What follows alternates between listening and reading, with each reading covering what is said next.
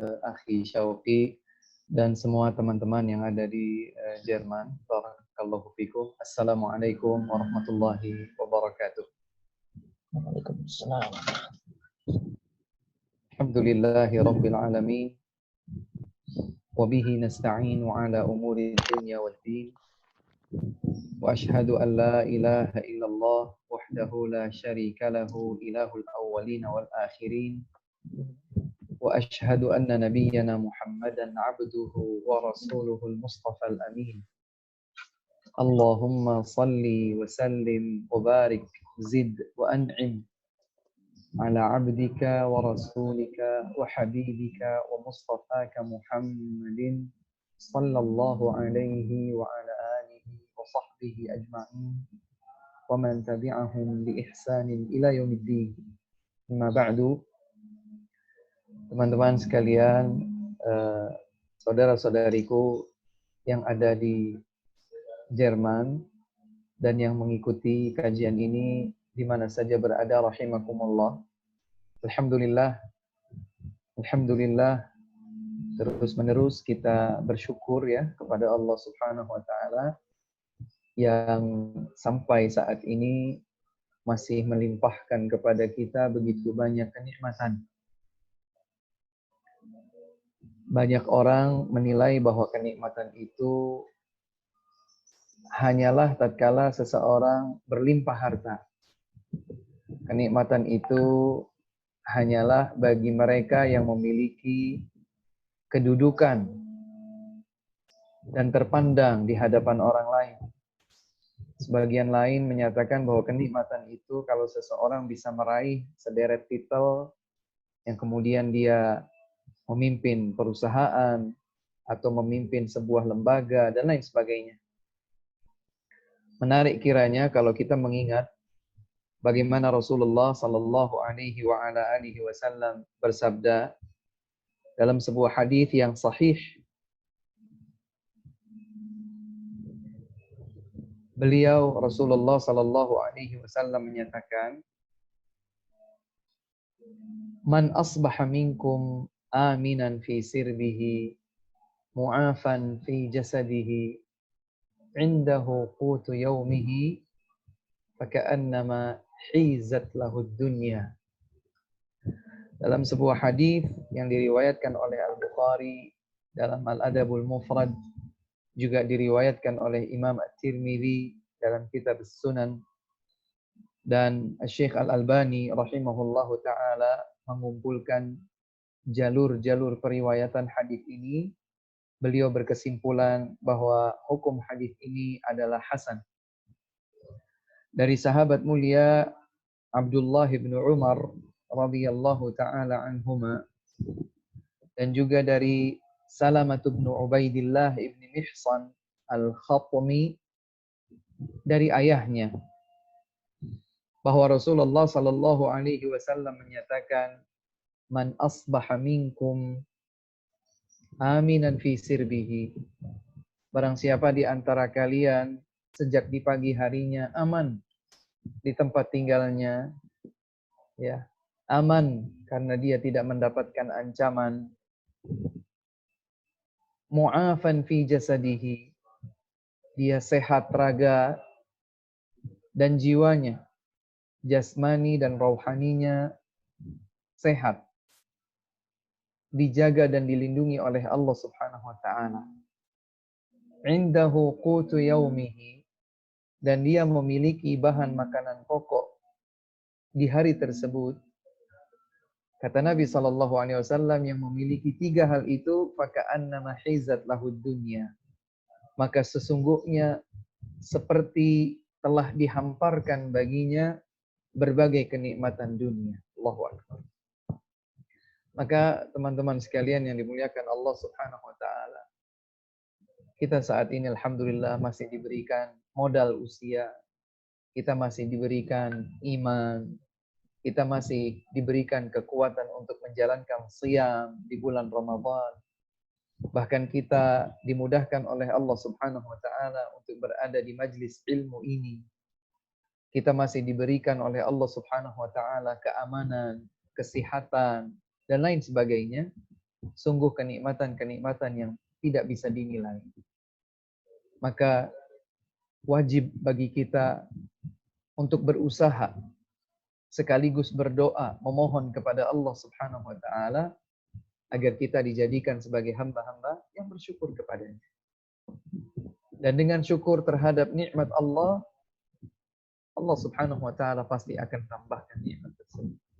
Sebaliknya, apabila seorang hamba lalai untuk bersyukur kepada Allah Subhanahu wa taala, bahkan na'udzubillah misalnya terperangkap dalam sifat buruk berupa ujub, bangga diri, merasa bahwa apa yang dicapainya adalah karena kemampuan diri, kehebatan diri, dan Allah Subhanahu wa taala seakan tersisihkan menjadi nomor 2, nomor 3, atau bahkan tidak ada sama sekali dalam benak pikirannya atau di dalam prinsip keyakinannya bahwa sejatinya kenikmatan tersebut dari Allah Subhanahu wa taala, maka dia telah kufur.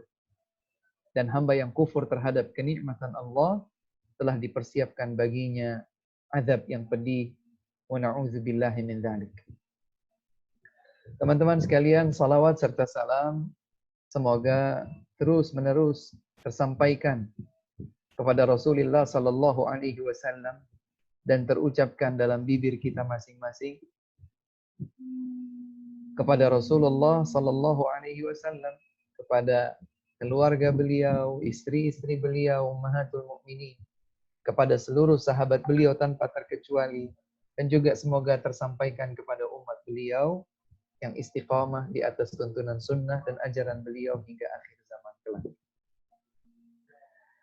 Masih kita kaji bersama tentang adab dan akhlak. Dan perlu kami ingatkan kembali karena kita sudah berada pada pertemuan yang ke-4 ya, atau kelima ini. Yang kelima. Ya, kita sudah bahas tentang definisi akhlak. Kita sudah bahas tentang keutamaan dan kedudukan agung akhlak dalam perspektif Islam. Kita juga sudah mengkaji tentang klasifikasi dan ragam akhlak manusia.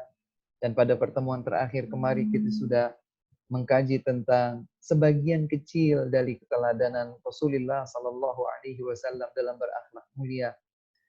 Karena luas pembahasan tentang akhlak dan tidak mungkin dalam pertemuan yang bisa dihitung kita belajar tentang akhlak.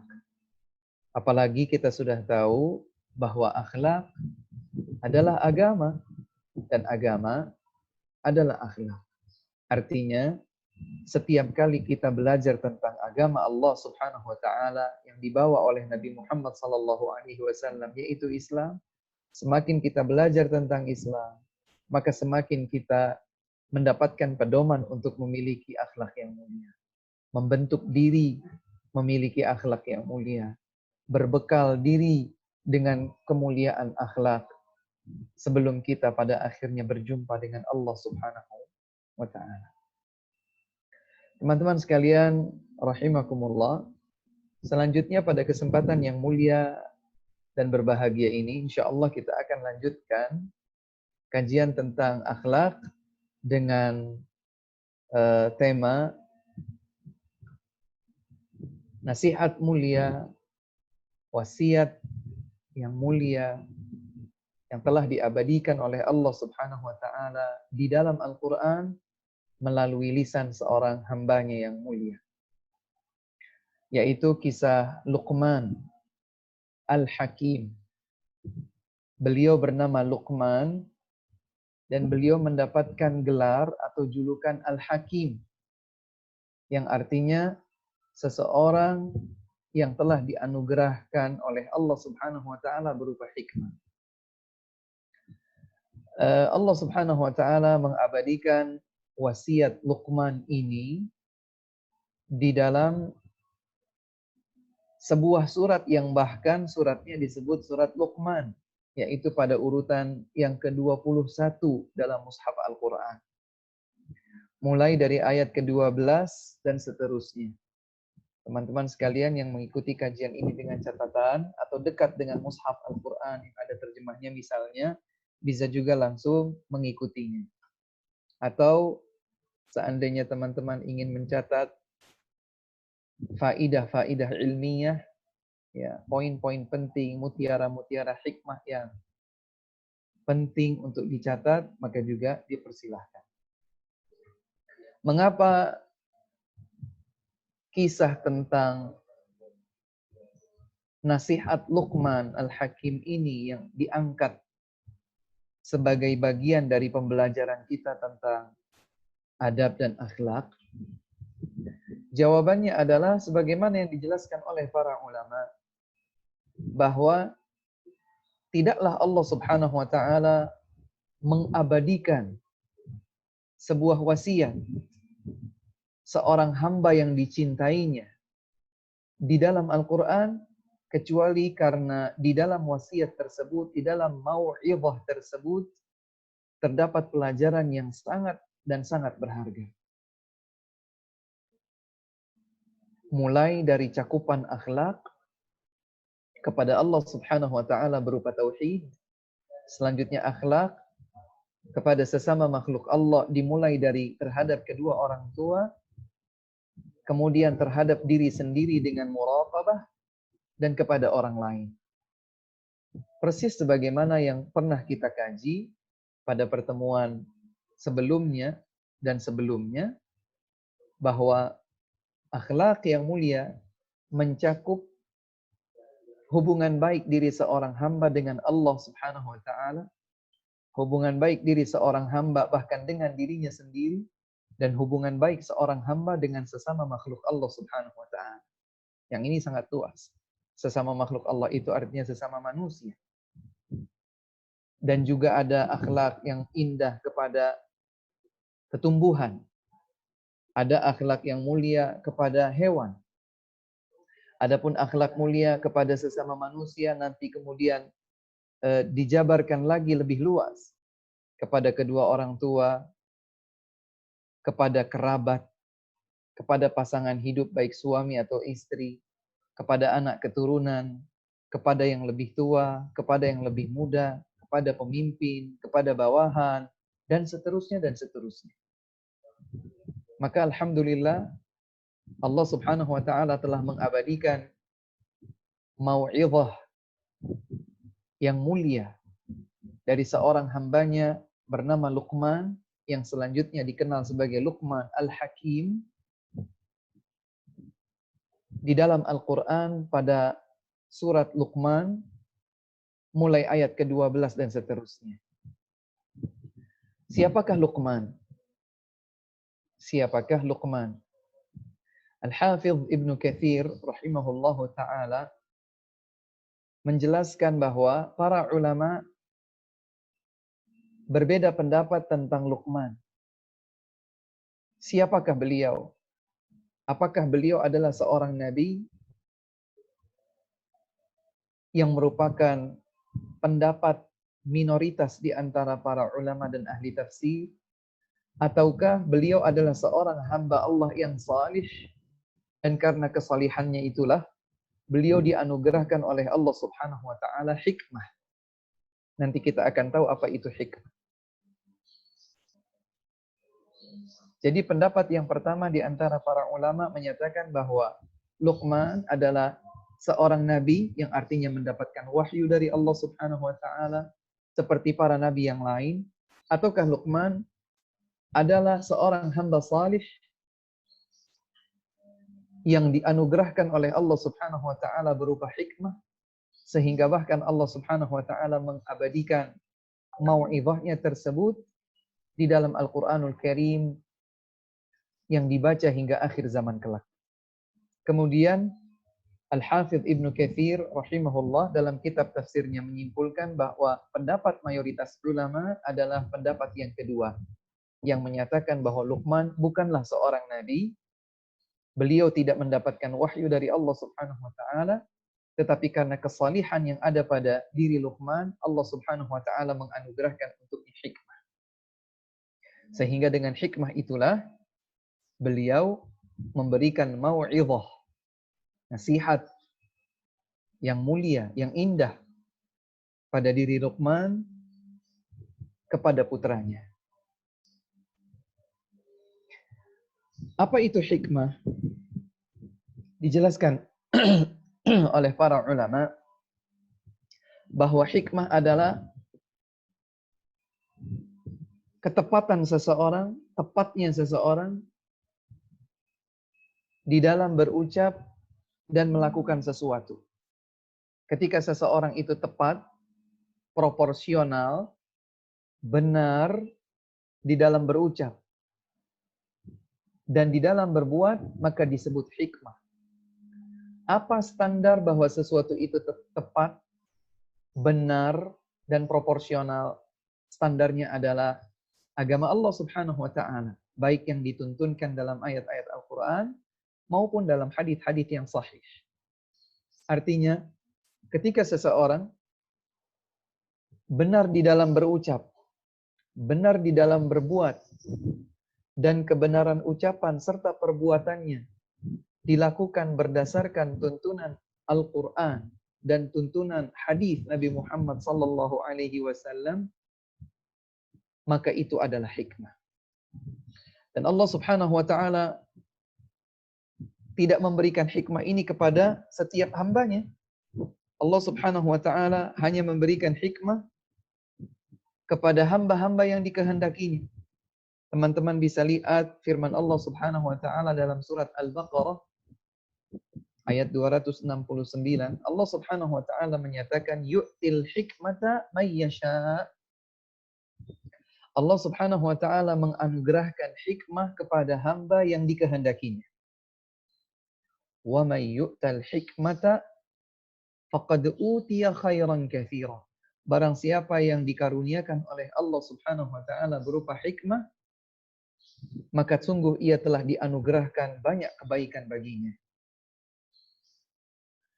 Wa ma yadhakkaru illa ulul albab. Dan tidaklah yang mengingat atau mencermati dan merenungi kecuali ulul albab. Orang-orang yang diberikan lub, kecerdasan pikiran oleh Allah Subhanahu wa taala.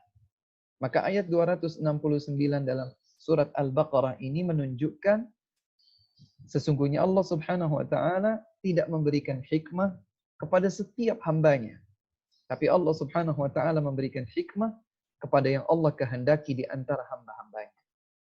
Sehingga para ulama menyatakan bahwa hikmah itu adalah anugerah dari Allah Subhanahu wa taala kepada hamba yang dikehendaki, dan hikmah itu berupa ilmu yang akan melahirkan amal. Bukan sekedar ilmu yang melahirkan amal, tapi ilmu yang melahirkan amal, dan keduanya, ilmu serta amal tersebut benar, tepat, proporsional, dengan standarisasi dari wahyu Allah Subhanahu wa taala baik di dalam Al-Qur'an maupun di dalam hadis-hadis Nabi Muhammad sallallahu alaihi wa ala alihi wasallam. Di antara sekian banyak hamba yang Allah Subhanahu wa taala anugerahkan hikmah adalah para nabi dan rasul. Jangan tanya, karena ternyata para nabi dan rasul diberikan oleh Allah Subhanahu wa taala anugerah berupa hikmah. Bahkan lebih daripada itu, mereka mendapatkan wahyu dari Allah Subhanahu wa taala. Sehingga setiap ucapan mereka, setiap perbuatan mereka adalah kebenaran. Andai pun ada di antara para nabi dan rasul yang tergelincir, hendak melakukan kekeliruan atau telah melakukan kekeliruan, subhanallah, kekeliruan itu tidak ada di dalam tuntunan agama karena Allah Subhanahu wa taala langsung meluruskannya. Sehingga alhamdulillah kita sebagai umat Islam melihat dengan sangat transparan dan jelas bahwa Nabi Muhammad sallallahu alaihi wasallam selalu dibimbing oleh Allah Subhanahu wa taala dengan wahyu untuk menyampaikan risalah agama Islam yang mulia ini. Dan tidaklah Nabi Muhammad sallallahu alaihi wasallam melakukan kekeliruan kecuali Allah Subhanahu wa taala menegur kekeliruan beliau sekaligus mengabadikan kekeliruan berikut tegurannya di dalam Al-Quran. Sehingga diketahui bahwa kekeliruan tersebut tidak boleh berulang dan tidak boleh diikuti oleh umatnya, karena bahkan Nabi SAW pun diluruskan. Dan selain para nabi dan rasul yang diberikan oleh Allah Subhanahu wa taala anugerah berupa hikmah adalah hamba-hamba pilihan. Salah satu di antaranya adalah Luqman. Jika kita mengikuti pendapat mayoritas ulama bahwa Luqman bukanlah seorang nabi ataupun rasul. Kemudian yang terakhir teman-teman, sebagai prolog sebelum kita masuk kepada mau'izah, nasihat mulia Luqman yang Allah abadikan di dalam Al-Quran ini, perlu diketahui bahwa wasiat atau nasihat Luqman kepada putranya ini adalah nasihat dan mau'izah yang sangat mulia. Mengapa? Karena beberapa hal. Yang pertama, mau'izah yang disampaikan menunjukkan urutan skala prioritas yang benar di dalam berdakwah atau memberikan nasihat. Jadi dari sisi urutannya, dari sisi tahapannya, Luqman diberikan anugerah oleh Allah Subhanahu wa taala berupa hikmah untuk benar di dalam mengurutkan, menyusun tahapan saat beliau akan menyampaikan pelajaran berharga, nasihat indah untuk putranya. Ini yang pertama. Yang kedua, metodologi yang beliau sampaikan tepat untuk dipergunakan baik oleh orang tua, ayah atau ibu, kepada putranya, atau seseorang yang sedang berkesempatan untuk mendidik siapa saja, memberikan ajakan kebaikan atau dakwah kepada siapa saja. Karena metodologi yang disampaikan, yang dipakai, ya, penyampaian yang dipergunakan oleh Luqman Al-Hakim adalah metodologi yang lembut, namun syarat dengan pembelajaran dan hikmah. Bijaksana di dalam memilih kata-kata, bijaksana di dalam mengurutkan tahapan mau'izah. Kemudian yang ketiga, sesungguhnya Luqman Al-Hakim rahimahullah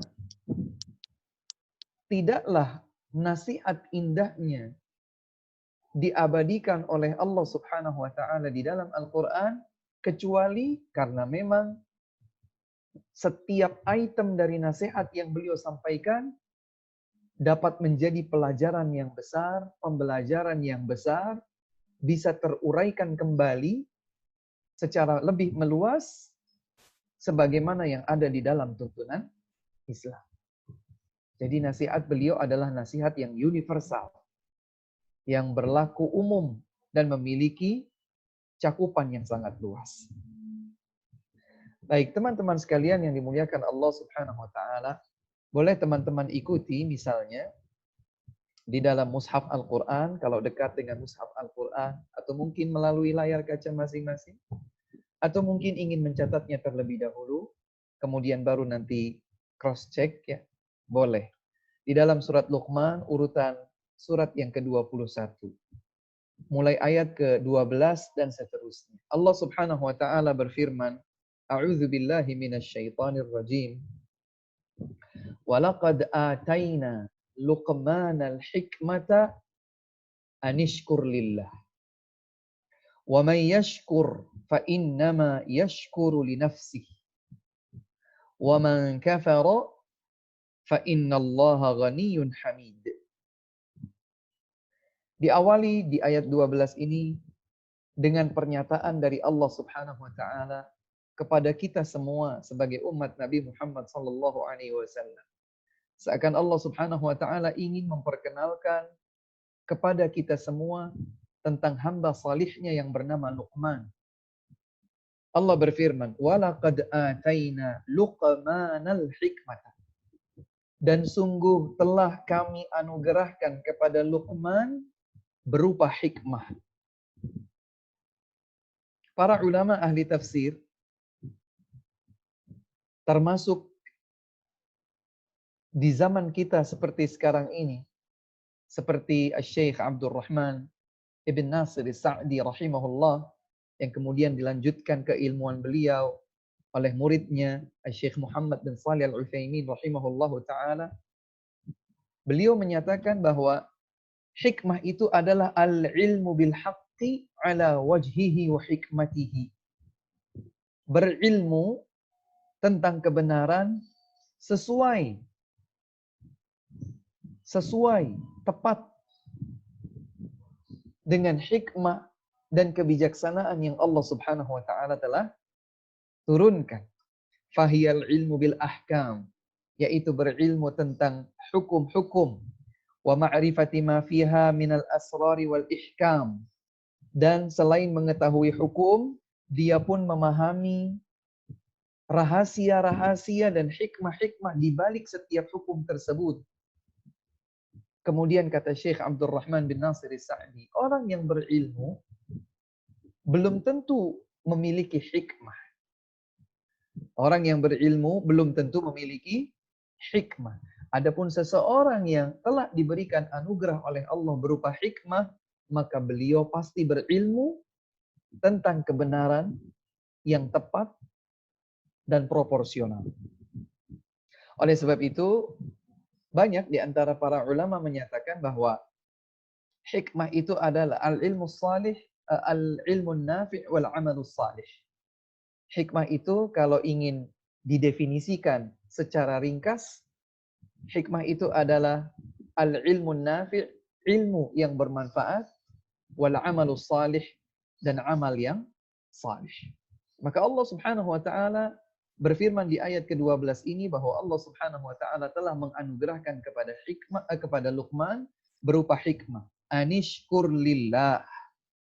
Agar hendaklah engkau bersyukur kepada Allah Subhanahu wa taala. Allah Subhanahu wa taala memerintahkan kita untuk bersyukur. Tentu kalau kita bicara tentang syukur akan panjang lebar dan membutuhkan satu sesi tersendiri. Hanya satu poin saja yang ingin kami sampaikan di kesempatan yang singkat ini tentang syukur. Banyak orang menyangka bahwa syukur itu cukuplah dengan seseorang mengucapkan alhamdulillah. Dia merasa bahwa dengan ucapan alhamdulillah dia telah bersyukur kepada Allah Subhanahu wa taala. Apakah demikian? Jawabannya tidak. Kenapa? Karena dua hal. Yang pertama, Allah Subhanahu wa taala berfirman. Allah Subhanahu wa taala di dalam Al-Qur'anul Karim berfirman, menyatakan, "Wa qalilum min ibadiyasy syakur." Dan sedikit sekali di antara hamba-hambaku yang bersyukur. Bila hakikat bersyukur kepada Allah Subhanahu wa taala cukuplah dengan mengucapkan alhamdulillah, maka sejatinya yang telah bersyukur dengan cara mengucapkan alhamdulillah sudah banyak. Padahal Allah menyatakan hanya sedikit saja di antara hamba-hambaku yang bersyukur. Maka ini menunjukkan bahwa syukur tidak cukup hanya dengan mengucapkan alhamdulillah. Yang kedua, bukti yang telah diajarkan oleh Nabi sallallahu alaihi wasallam. Tuntunan beliau sangatlah mulia. Suatu malam beliau sedang salat dan istri beliau tercinta Aisyah radhiyallahu anha terjaga, terbangun dari tidurnya. Beliau mencari Nabi Muhammad sallallahu alaihi wasallam di posisi tidurnya dan beliau tidak mendapatkan Nabi sallallahu alaihi wasallam berada di posisi tersebut. Tangannya terus menjulur dan mencari sampai ternyata tangannya tersebut menyentuh tumit belakang kaki Nabi Muhammad sallallahu alaihi wasallam yang mulai membengkak. Dengan penuh iba dan berempati, selepas Nabi sallallahu alaihi wasallam usai dari salatnya, Aisyah radhiyallahu taala anha bertanya, "Wahai Rasulullah, bukankah engkau adalah hamba Allah Subhanahu wa taala yang telah diampuni dosa-dosamu, baik yang dulu maupun yang akan datang?" Jawaban Nabi SAW, iya.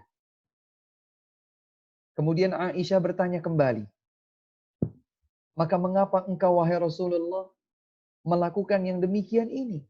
Artinya, kenapa engkau sholat sampai sedemikian hebat kondisi tumit belakang kakimu? Maka jawaban Nabi SAW, afala akunu abdan syakura. Tidak layakkah bagiku untuk menjadi hamba yang bersyukur kepada Allah Subhanahu wa Ta'ala?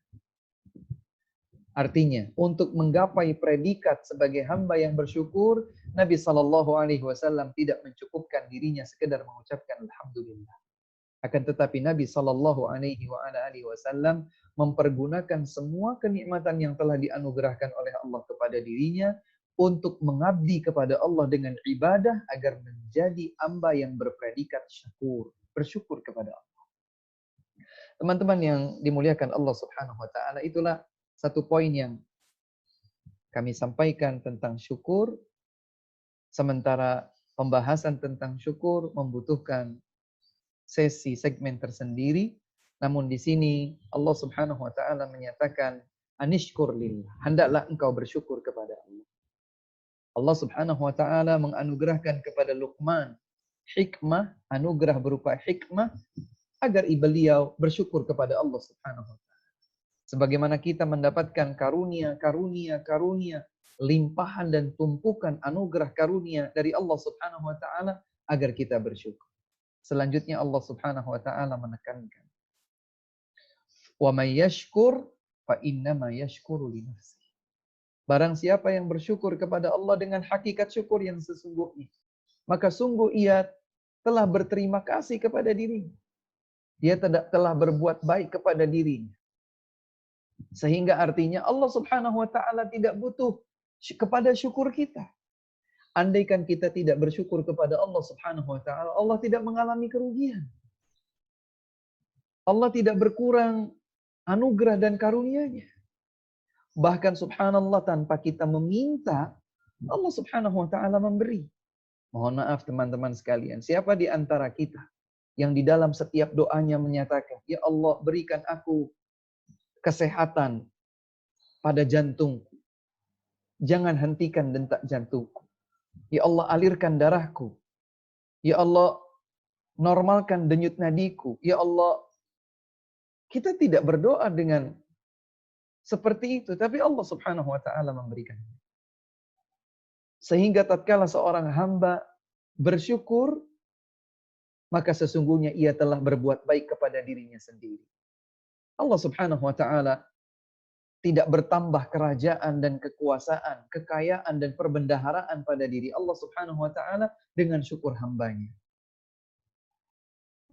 Kemudian Allah Subhanahu wa taala mengakhiri ayat 12 ini dengan menyatakan, "Wa man kafara fa innallaha ghaniyyun hamid."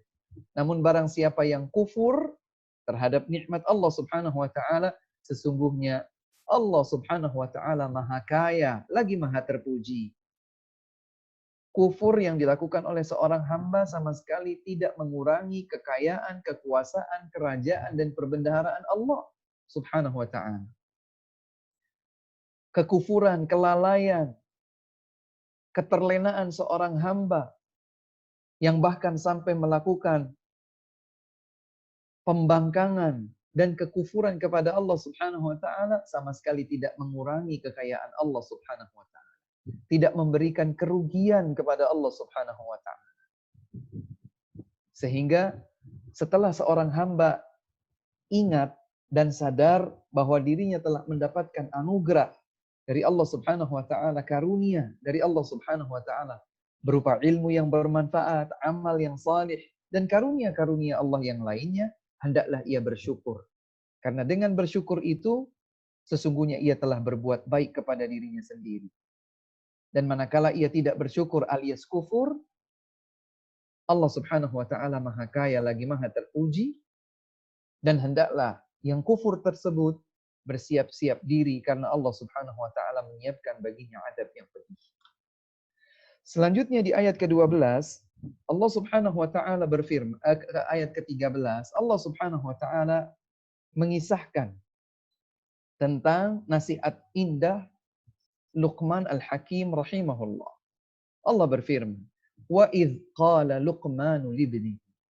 Dan ingatlah engkau tatkala Luqman berkata kepada putranya. Di dalam Al-Quran, ayat yang diawali dengan iz atau wa iz, di dalam susunan bahasa Arab, baik dalam tatanannya atau sastranya, memiliki makna wadhkur hina. Wa iz qala Luqmanu libnihi. Dan ingatlah engkau tatkala Luqman berkata kepada putranya. Wa huwa ya'idhuhu.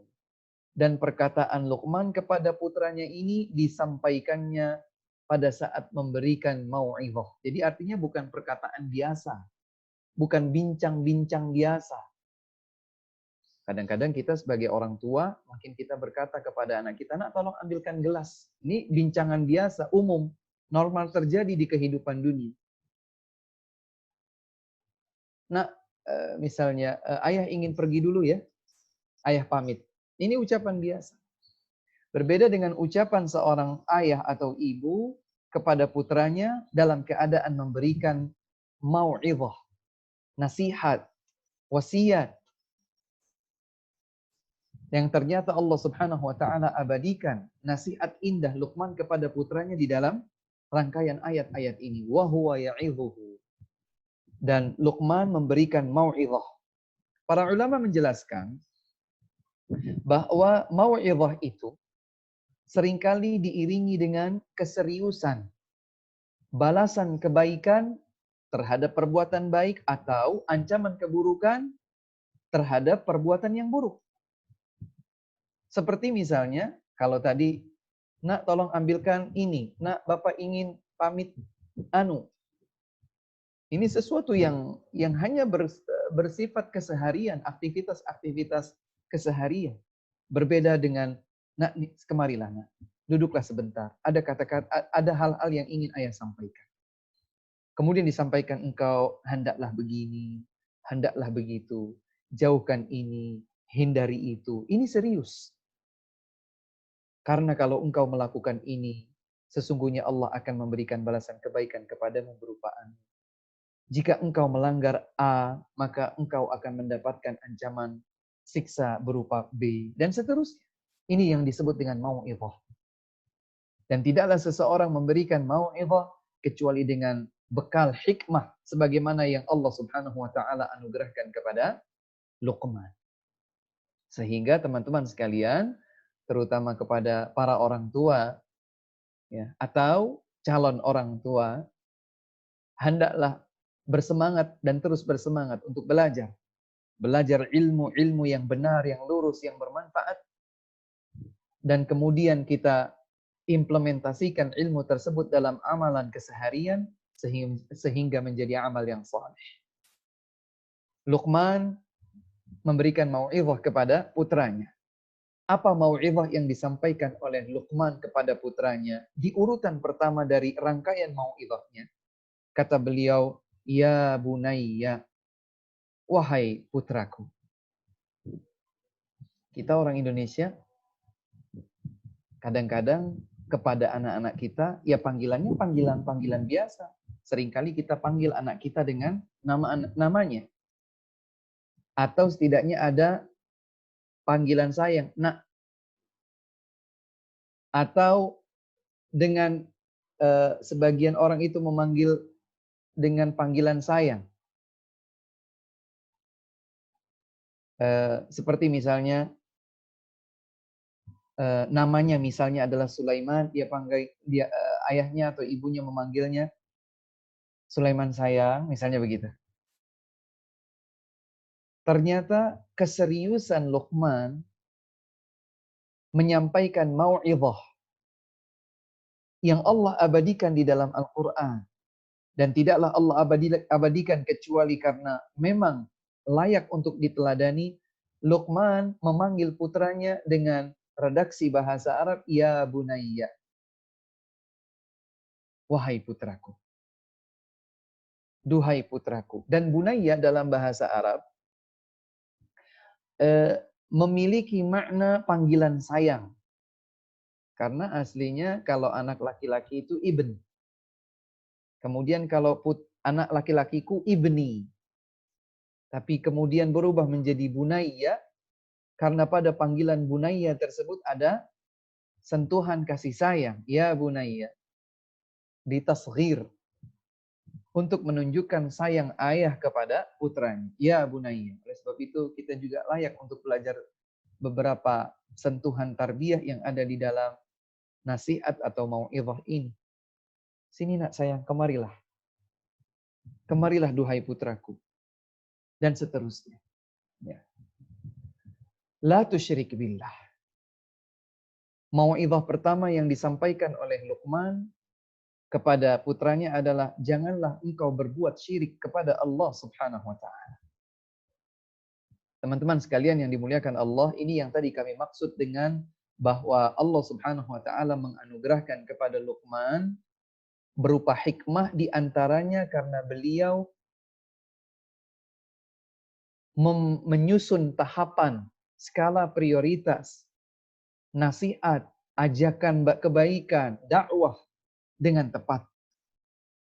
Yang pertama kali hendaknya dijadikan sebagai skala prioritas, ajakan kita kepada anak-anak kita, pembentukan kita terhadap akhlak anak-anak kita, atau orang-orang yang kita kasihi, atau bahkan kepada diri kita sendiri, adalah skala prioritas penanaman tauhid kepada Allah Subhanahu wa taala. Dan tauhid selalu dinodai oleh kesyirikan.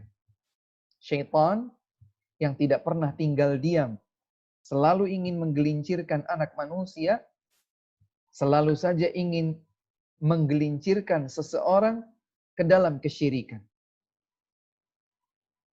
Tauhid yang merupakan lembaran asli setiap anak yang dilahirkan dari perut ibunya, kemudian digelincirkan oleh syaitan, baik melalui kedua orang tuanya, dengan menjadikan anaknya beragama atau berakidah menyimpang, atau dampak dari lingkungan yang ada di sekitar anak terlahir tersebut, sehingga perlahan lambat laun dia akan memiliki akidah yang menyimpang, dan itu dimanfaatkan oleh syaitan. Sebagaimana difirmankan dalam hadis qudsi yang sahih, Nabi Muhammad SAW bersabda, Allah Subhanahu wa taala berfirman, sesungguhnya aku menciptakan hamba-hambaku hunafa'akul lahum, semuanya lurus, bertauhid, mengesahkan Allah Subhanahu wa taala dalam setiap ibadah dan penghambaan diri. Fajtalathumush syayatin, maka syaitan menggelincirkan dan menyimpangkan mereka di dalam kesyirikan. Maka tauhid yang merupakan kunci utama kebahagiaan seorang hamba dan menjadi akhlak tertinggi seorang hamba kepada Allah, menjadi mau'izah dan nasihat pertama Luqman kepada putranya. La tusyrik billah. Jauhkan olehmu kesyirikan kepada Allah. Janganlah engkau syirik kepada Allah Subhanahu wa taala. Karena tauhid adalah kunci masuk ke dalam surga, sebaliknya kesyirikan adalah kunci untuk masuk ke dalam api neraka.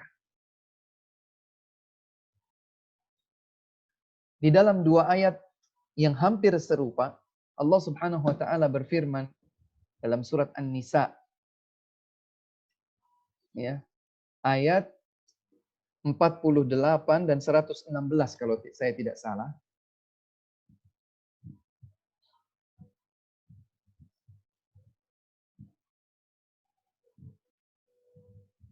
Allah Subhanahu wa taala berfirman, ya, dalam surat An-Nisa ayat 48 dan juga 116.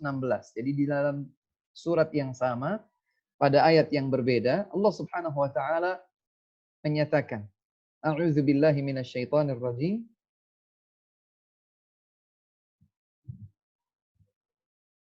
Innallaha la yaghfiru ay yushraka bihi wa yaghfiru ma duna dzalika liman yasha.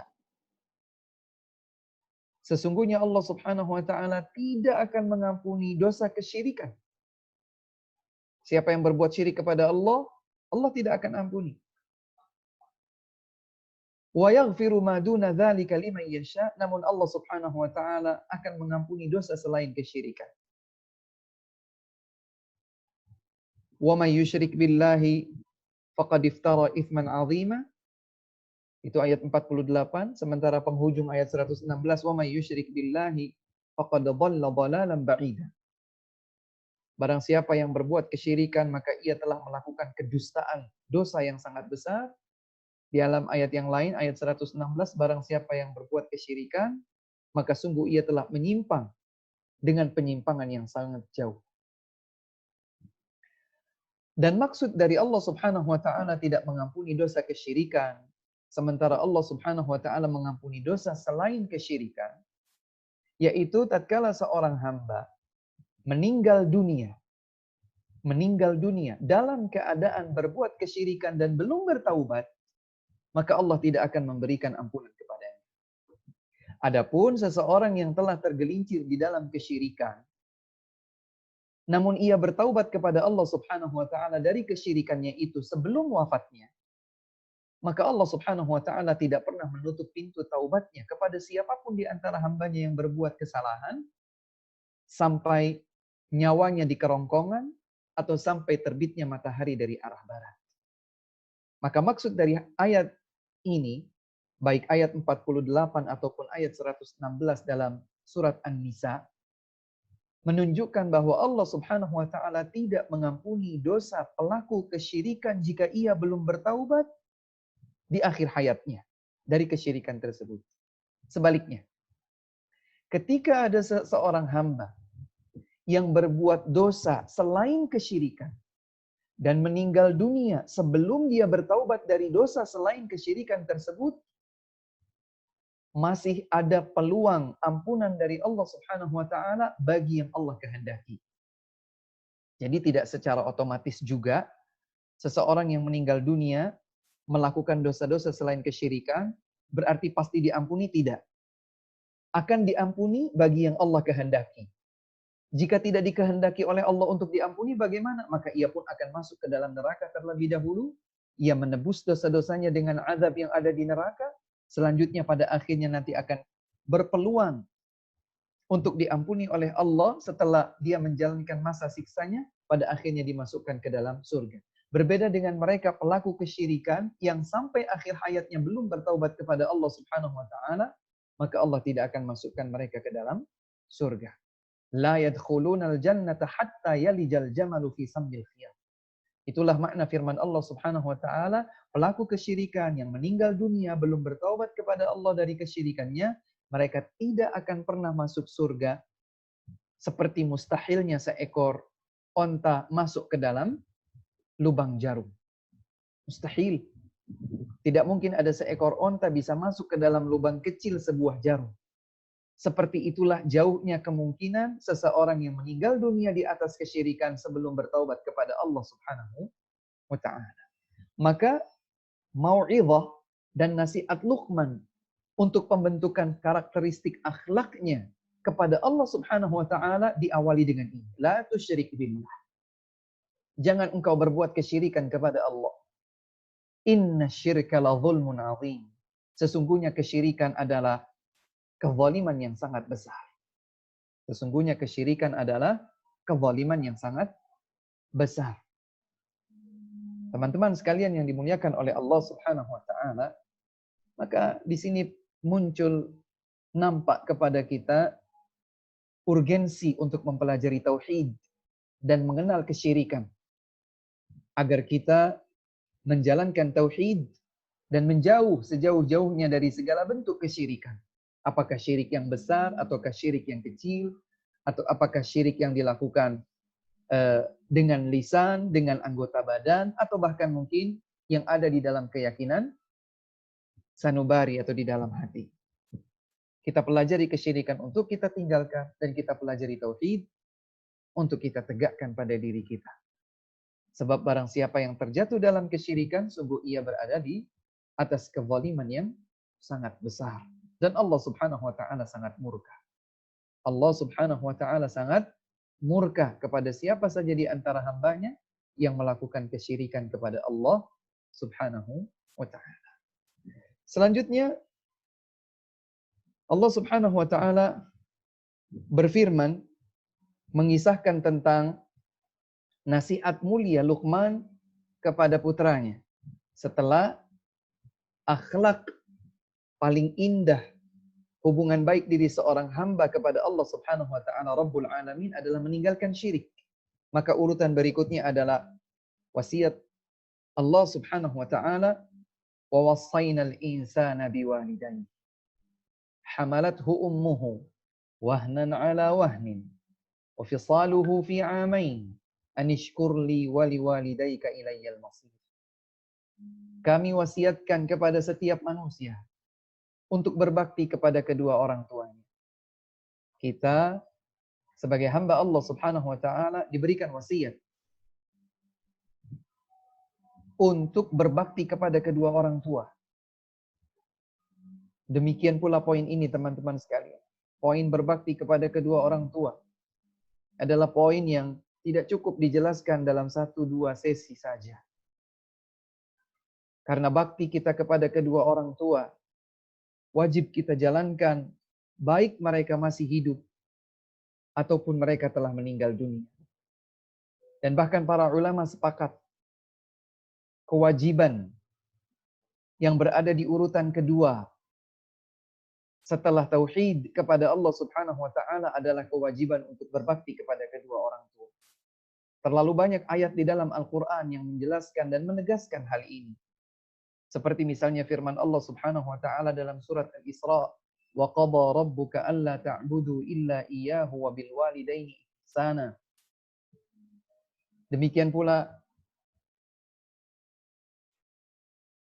firman Allah Subhanahu wa taala di ayat yang lain, "Wa'budullaha wa la tusyriku bihi syai'a wa bil walidaini ihsana."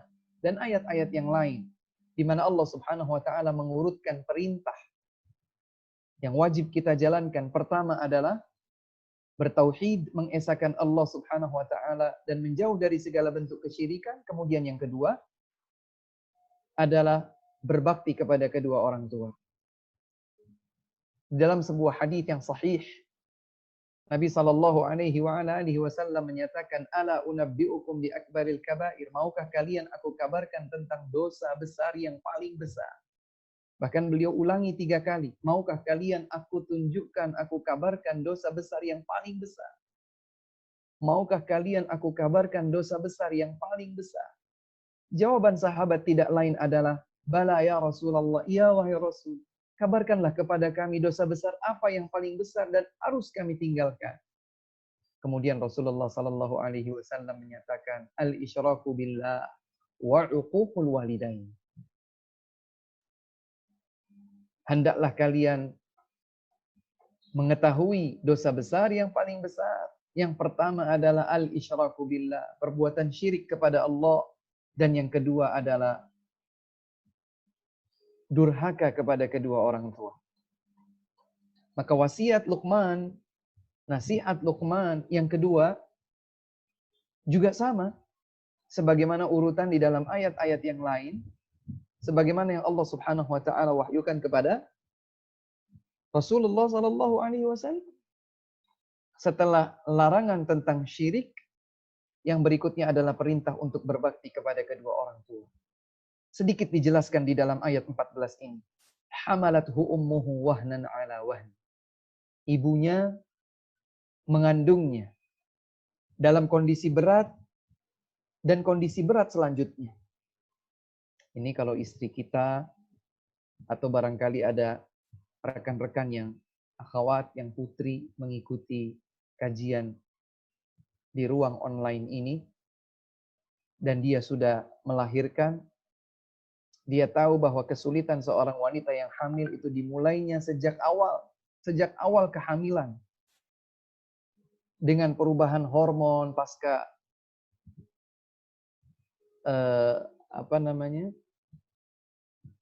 pertemuan antara sperma dengan ovum, sel telur, dan lain sebagainya. Terjadi perubahan hormon, mual-mual, muntah-muntah, mencium aroma ini tidak bisa, makan itu tidak bisa, dan seterusnya. Kemudian ternyata menjadi lebih berat lagi, mungkin ada demam, mungkin ada mual-mual. Kemudian ternyata di dalam perutnya mulai ada beban, terasa sedikit. Berposisi begitu tidak enak, begini kurang pas, dan seterusnya. Mulailah ia merasa berkebutuhan untuk memberikan asupan lebih daripada biasanya. Terus 1 bulan, 2 bulan, 3 bulan, 7 bulan, sampai 9 bulan pada umumnya. Hamalathu ummuh. Ibunya mengandungnya. Wahnan, dalam keadaan berat. Ala wahnin, di atas kondisi berat selanjutnya. Kemudian proses melahirkan, pertaruhan nyawa seorang ibu saat melahirkan anaknya. Betul-betul bertaruh nyawa. Seorang suami yang barangkali mendampingi istrinya melakukan proses kelahiran, melahirkan, melihat ini dengan dekat, dengan jelas dari dekat.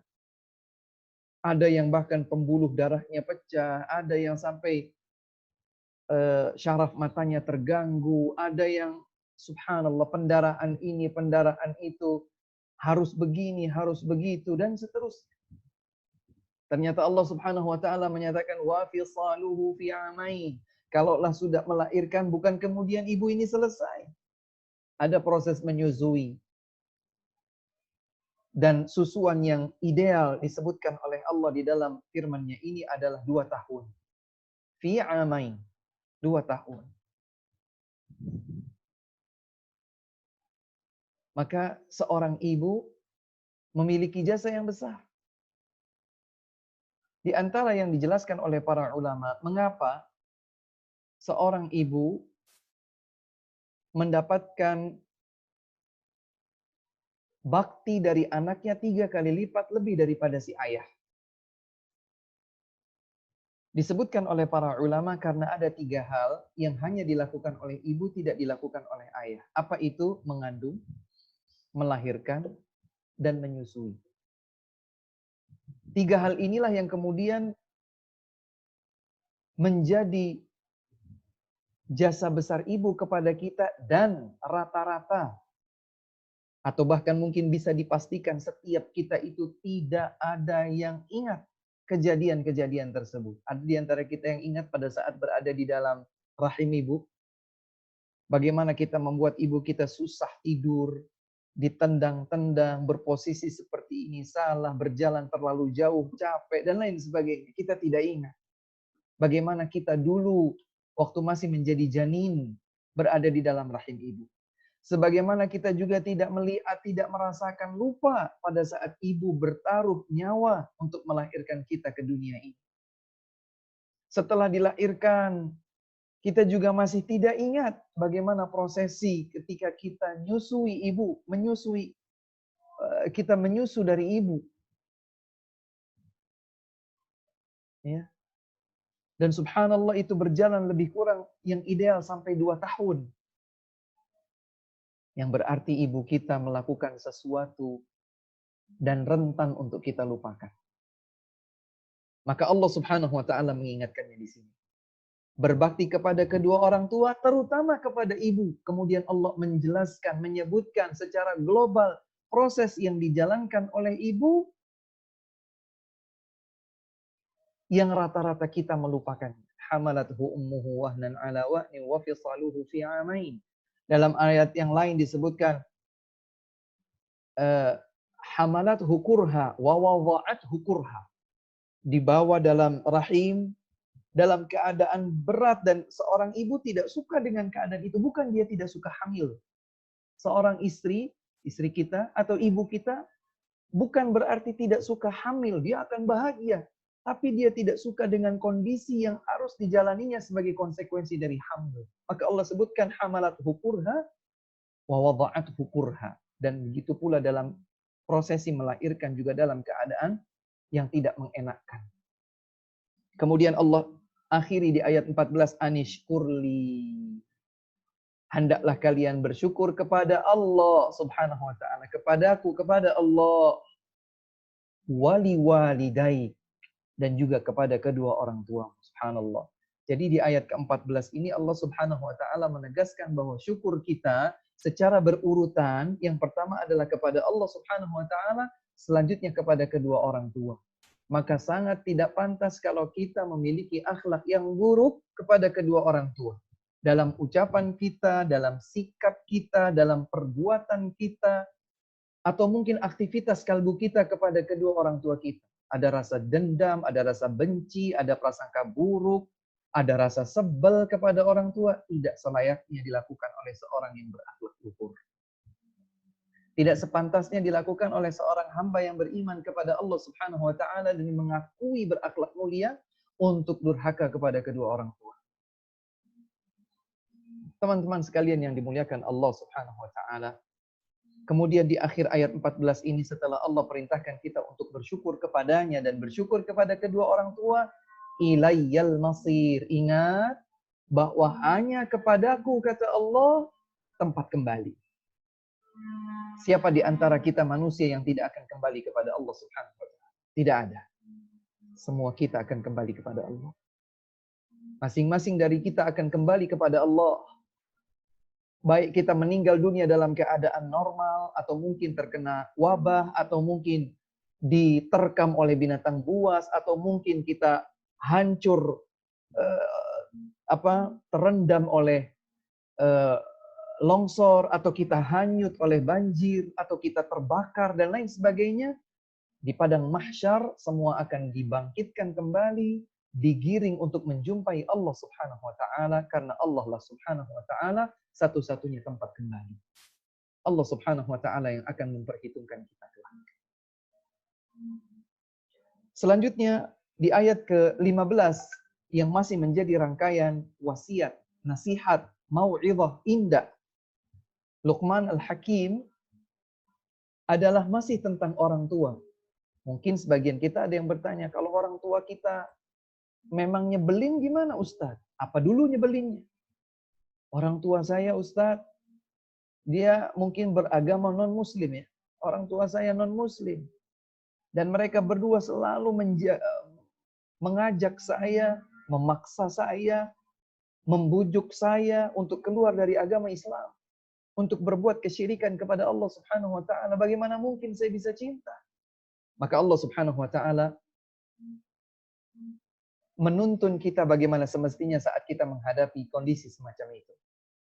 Allah subhanahu wa ta'ala menyatakan, wa in jahadaka ala an tusyrika bi ma laysa laka bihi ilm fala tuti'huma sahibhuma fid dunya ma'rufa.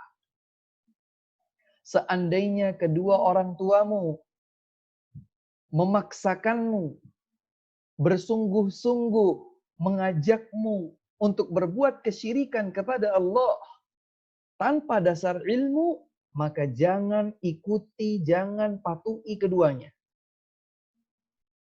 Jadi kalau orang tua kita hanya sekedar melakukan ini dan itu, tidak bersinggungan dengan akidah kita, mungkin kita masih tidak masalah.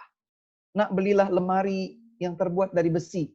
Enggak Bu, saya sukanya dari kayu. Beli yang dari besi. Selama itu bukan perintah yang maksiat, sangat dianjurkan agar kita membahagiakan orang tua dengan memenuhi keinginan mereka selama bukan kemaksiatan kepada Allah subhanahu wa ta'ala.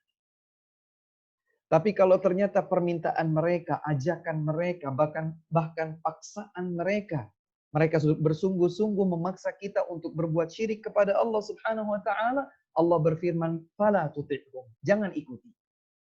Dan Nabi Muhammad SAW juga pernah menegaskan dalam sebuah hadisnya, la ta'ata li makhluqin fi maksiatil khaliq.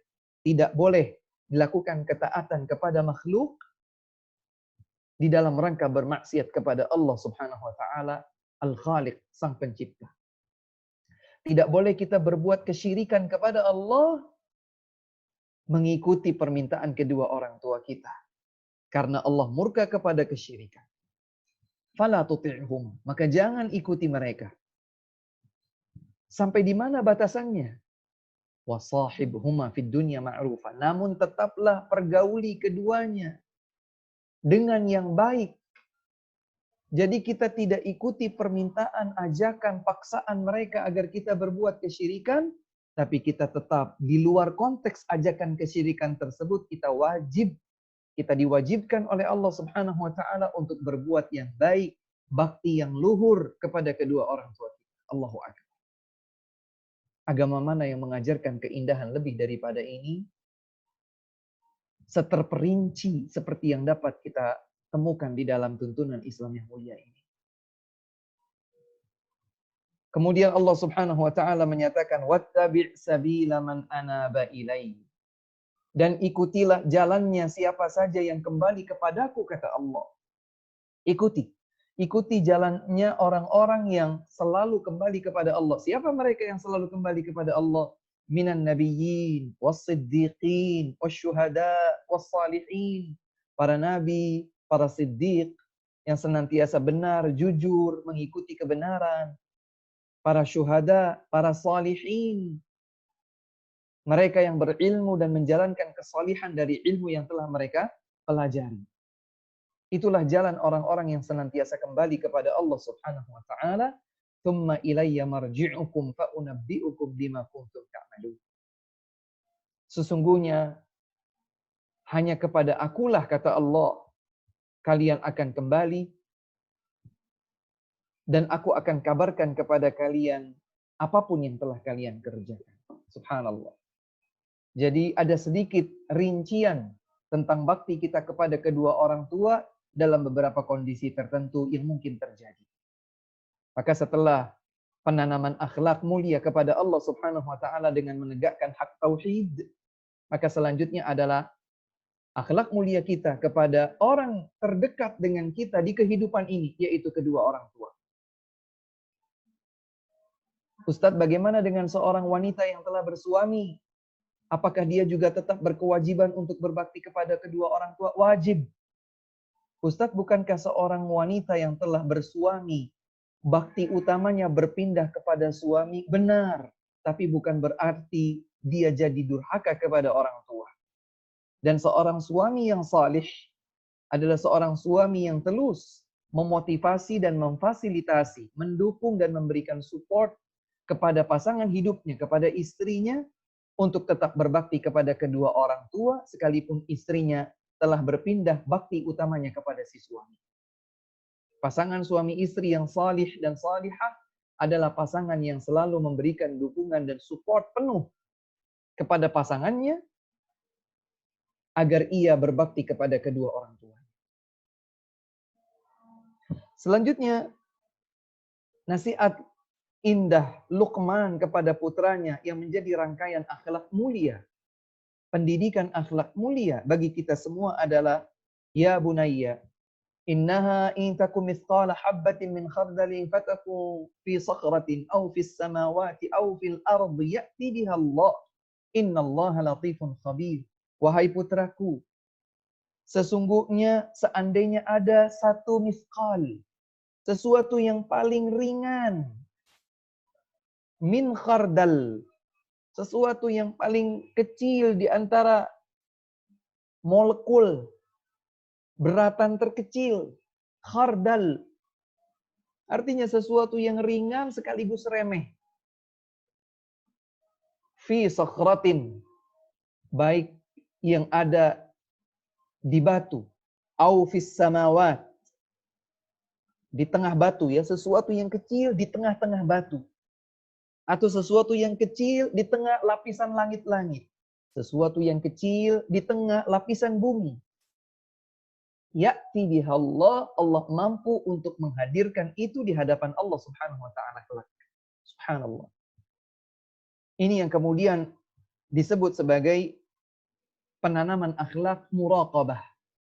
Di satu sisi muraqabah yang artinya merasa diawasi oleh Allah Subhanahu wa taala. Di satu sisi akhlak muraqabah, rasa diawasi oleh Allah adalah akhlak seorang hamba kepada Allah sekaligus akhlak seorang hamba kepada dirinya. Agar dia merasa terkawal, agar dia punya rem, setiap kali akan meninggalkan kewajiban perintah Allah, maka dia diingatkan dengan muraqabah tersebut. Ada alarm yang berbunyi pada dirinya untuk tidak mengabaikan, apalagi meninggalkan perintah Allah Subhanahu wa taala dan tuntunannya. Atau ketika dia akan berbuat kemaksiatan kepada Allah Subhanahu wa taala, alarm itu pun akan berbunyi, itulah alarm muraqabah. Digambarkan di dalam nasihat indah Luqman kepada putranya, "Nak, ingat bahwa sesuatu sekecil apapun itu, andai ia yang kecil tersebut ada di tengah bebatuan, ada di tengah lapisan langit, ada di tengah lapisan bumi, Allah Subhanahu wa taala Maha mampu untuk menghadirkannya." Subhanallah. Dan ini menanamkan mentalitas kejujuran. Yang pada dekade akhir-akhir ini kita rasakan sangat drastis berkurang, mengalami degradasi terutama dari generasi muda kita. Pada usia mereka berada di bangku sekolah, ketika sebuah lembaga pendidikan, di berbagai tempat, tidak menjunjung tinggi arti kejujuran. Terutama pada saat ujian dan yang lainnya. Maka bagaimana mungkin generasi tersebut akan tumbuh menjadi pribadi generasi muda umat Islam yang berkualitas. Jika pada sesuatu yang lingkupnya kecil saja dia tidak mampu untuk jujur, dia tidak mampu untuk merasa selalu diawasi oleh Allah Subhanahu wa taala, bagaimana mungkin ia bisa merasa jujur, terlatih untuk jujur pada lingkup yang lebih luas. Ya'ti bihallah, Allah Subhanahu wa taala mampu untuk menghadirkan sesuatu sekecil apapun itu dimanapun itu. Innallaha latifun khabir. Sesungguhnya Allah Subhanahu wa taala Maha halus. Allah Subhanahu wa taala Maha mengetahui apapun yang bahkan tersembunyi oleh pasangan mata yang lain. Yang bahkan tidak terjangkau oleh CCTV, oleh mikroskop, oleh apapun itu. Oleh teleskop, oleh skop-skop yang lain. Allah Subhanahu wa taala Maha mampu untuk mengetahui, melihat, mengawasi dan menghadirkan itu semua jelas dan terang benderang di hadapan seluruh makhluknya. Ini adalah penanaman akhlak muraqabah. Sebagaimana tadi kami sampaikan bahwa muraqabah adalah akhlak berupa merasa diawasi selalu oleh Allah Subhanahu wa taala, yang di satu sisi berhubungan dengan Allah Subhanahu wa taala dan di sisi yang lain berhubungan dengan diri kita sendiri. Kita bisa merasa terkawal, punya rem dengan muraqabah tersebut. Ketika kita ingin meninggalkan kewajiban, oh jangan, sekian banyak kenikmatan telah Allah berikan kepada saya. Bagaimana mungkin saya akan meninggalkan perintah Allah Subhanahu wa taala? Ketika kita akan bermaksiat, kita juga merasa tertahan oleh muraqabah tersebut. Ah, jangan. Sekian banyak kenikmatan anugerah dilimpahkan kepada saya dari Allah Subhanahu wa taala, bagaimana mungkin saya akan berbuat maksiat kepadanya? Innallaha latifun khabir, sesungguhnya Allah Subhanahu wa taala Maha mengetahui bahkan yang ada di dalam batin sekalipun. Ya'lamu kha'inatal a'yun wa ma tukhfis sudur.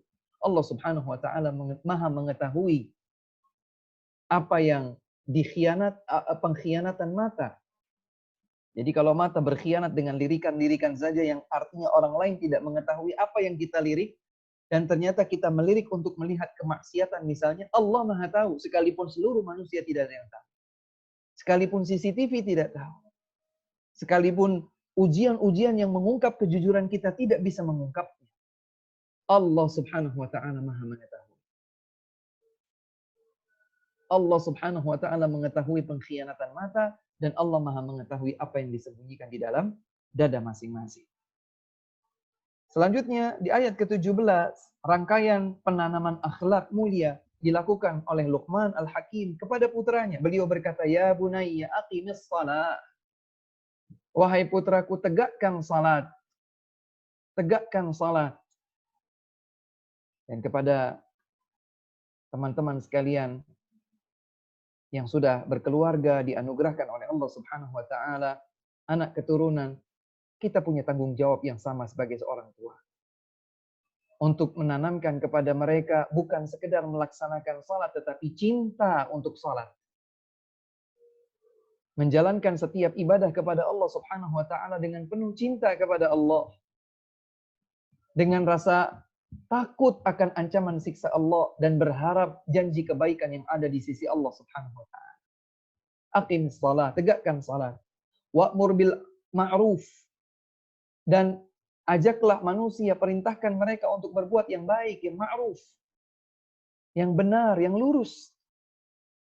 Wanha 'anil munkar, dan cegah manusia dari yang mungkar. Subhanallah.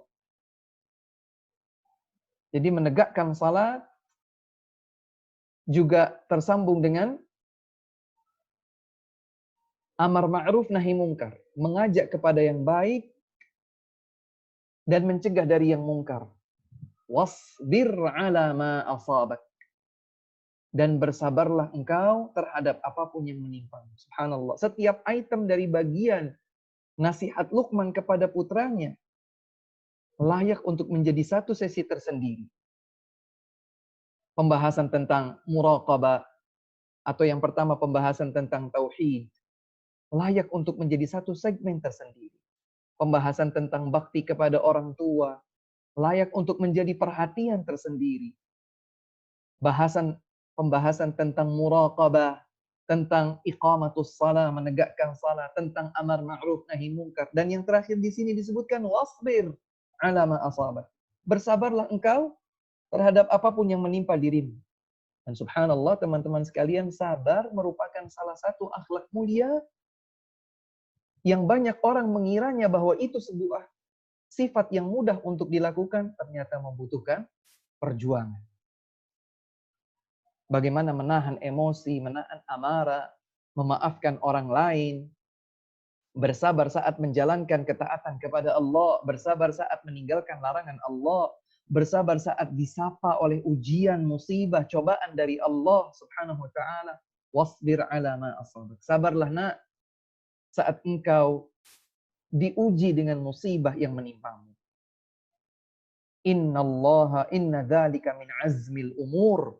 Sesungguhnya kesabaran tersebut adalah urusan yang sangat kokoh, sifat yang sangat kokoh, tangguh. Dan sifat ini tidak dimiliki kecuali oleh hamba-hamba Allah Subhanahu wa taala yang diberikan taufik dan karunia azaim, ya, memiliki tekad-tekad yang baik. Bersabar adalah akhlak para nabi dan rasul. Bahkan kesabaran para ulul azmi di antara para rasul diperintahkan oleh Allah untuk diteladani. Fasbir kama sabara ulul azmi minar rusul. Wahai Muhammad, bersabarlah engkau dengan kualitas kesabaran sebagaimana dimiliki para ulul azmi. Nabi Ibrahim, Nabi Musa, Nabi Isa, dan Nabi Nuh alaihi wassalatu wassalam. Mereka adalah ulul azmi minar rusul. Dan pembahasan tentang sabar juga pembahasan yang sangat luas. Namun di sini disebutkan secara global poin nasihat indah Luqman kepada putranya yang ditanamkan sebagai akhlak dasar seorang anak. Kemudian di ayat berikutnya, ayat ke-18, Allah Subhanahu wa taala menggambarkan bagaimana dahulu Luqman al-Hakim rahimahullah memberikan wasiat, nasihat, mau'izah yang begitu indah kepada putranya. Wala tusa'ir khaddaka linnas. Jangan engkau buang pipimu dari manusia. Jangan campakkan wajahmu dari manusia. Di sini mulai Luqman al-Hakim rahimahullah menanamkan akhlak putranya yang berhubungan dengan interaksi sosial. Janganlah engkau angkuh, janganlah engkau sombong, janganlah engkau congkak, janganlah engkau membuang muka dari orang lain. Wala tusa'ir khaddaka linnas. Jangan engkau buang pipimu dari orang lain. Subhanallah, di dalam hadis Nabi sallallahu alaihi wasallam menyatakan, la tahqiranna minal ma'rufi syai'an walau an talqa akhaka biwajhin talq. Jangan sekali-kali engkau meremehkan kebaikan meskipun hanya sekedar dengan memberikan wajah yang ceria, memberikan wajah yang ceria. Bernilai akhlak, berpahala. Kita tidak boleh berpikir bahwa pahala itu hanya bisa diraih dengan sholat, puasa, baca Quran, bersedekah, haji, umrah, berbakti pada orang tua, bahkan memberikan wajah yang ceria. Sebagaimana dituntunkan oleh Islam, ini bernilai pahala. Jangan sekali-kali, kata Nabi SAW, jangan sekali-kali engkau meremehkan kebaikan sekecil apapun itu. Meskipun engkau hanya bisa melakukan kebaikan dengan cara memberikan wajah ceria kepada saudaramu. Allahu Akbar. Maka Allah Subhanahu wa taala juga demikian mengisahkan bagaimana nasihat indah Luqman kepada putranya, wala tusa'ir khaddaka linnas. Jangan engkau palingkan wajahmu dari manusia. Wala tamshi fil ardi maraha. Dan jangan engkau berjalan di atas muka bumi ini dengan kesombongan, dengan keangkuhan. Dan Nabi SAW pernah bersabda dalam sebuah hadisnya,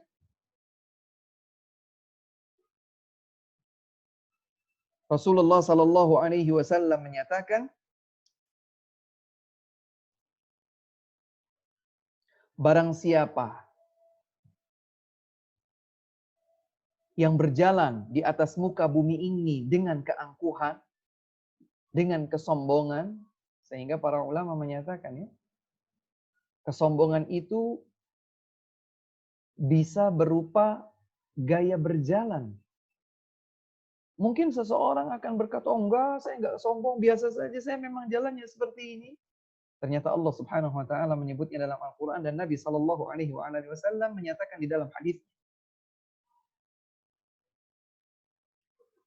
Kata Nabi SAW, barang siapa yang berjalan dengan keangkuhan, niscaya Allah Subhanahu wa taala akan guncangkan dia. Ya. Atau Allah Subhanahu wa taala akan benamkan dia. Sementara dia terguncang-guncang sampai nanti di hari kiamat. Dan Nabi SAW, bainama rajulun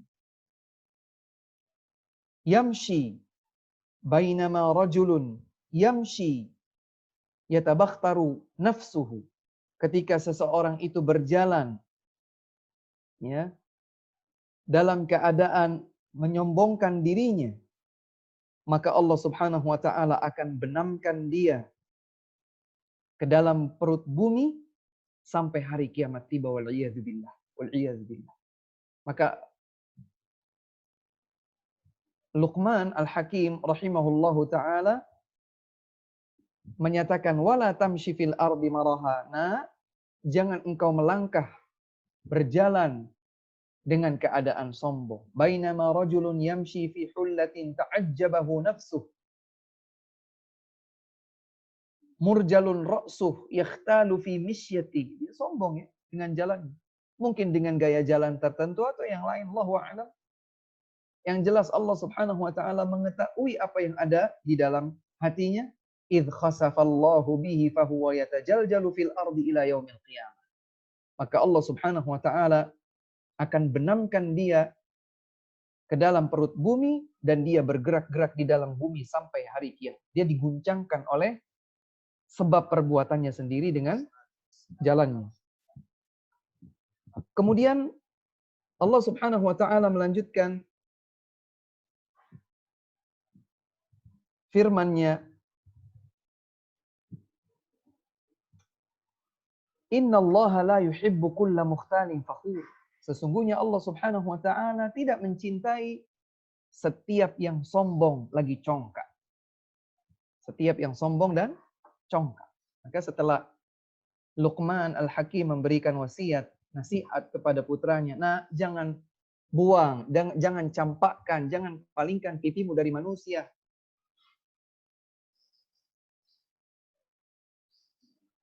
Dan janganlah engkau berjalan di atas muka bumi ini dalam keadaan sombong. Sesungguhnya Allah Subhanahu wa taala tidak mencintai siapa saja yang sombong lagi, congkak. Maka ini juga penanaman akhlak berhubungan dengan interaksi sosial kita bersama sesama manusia.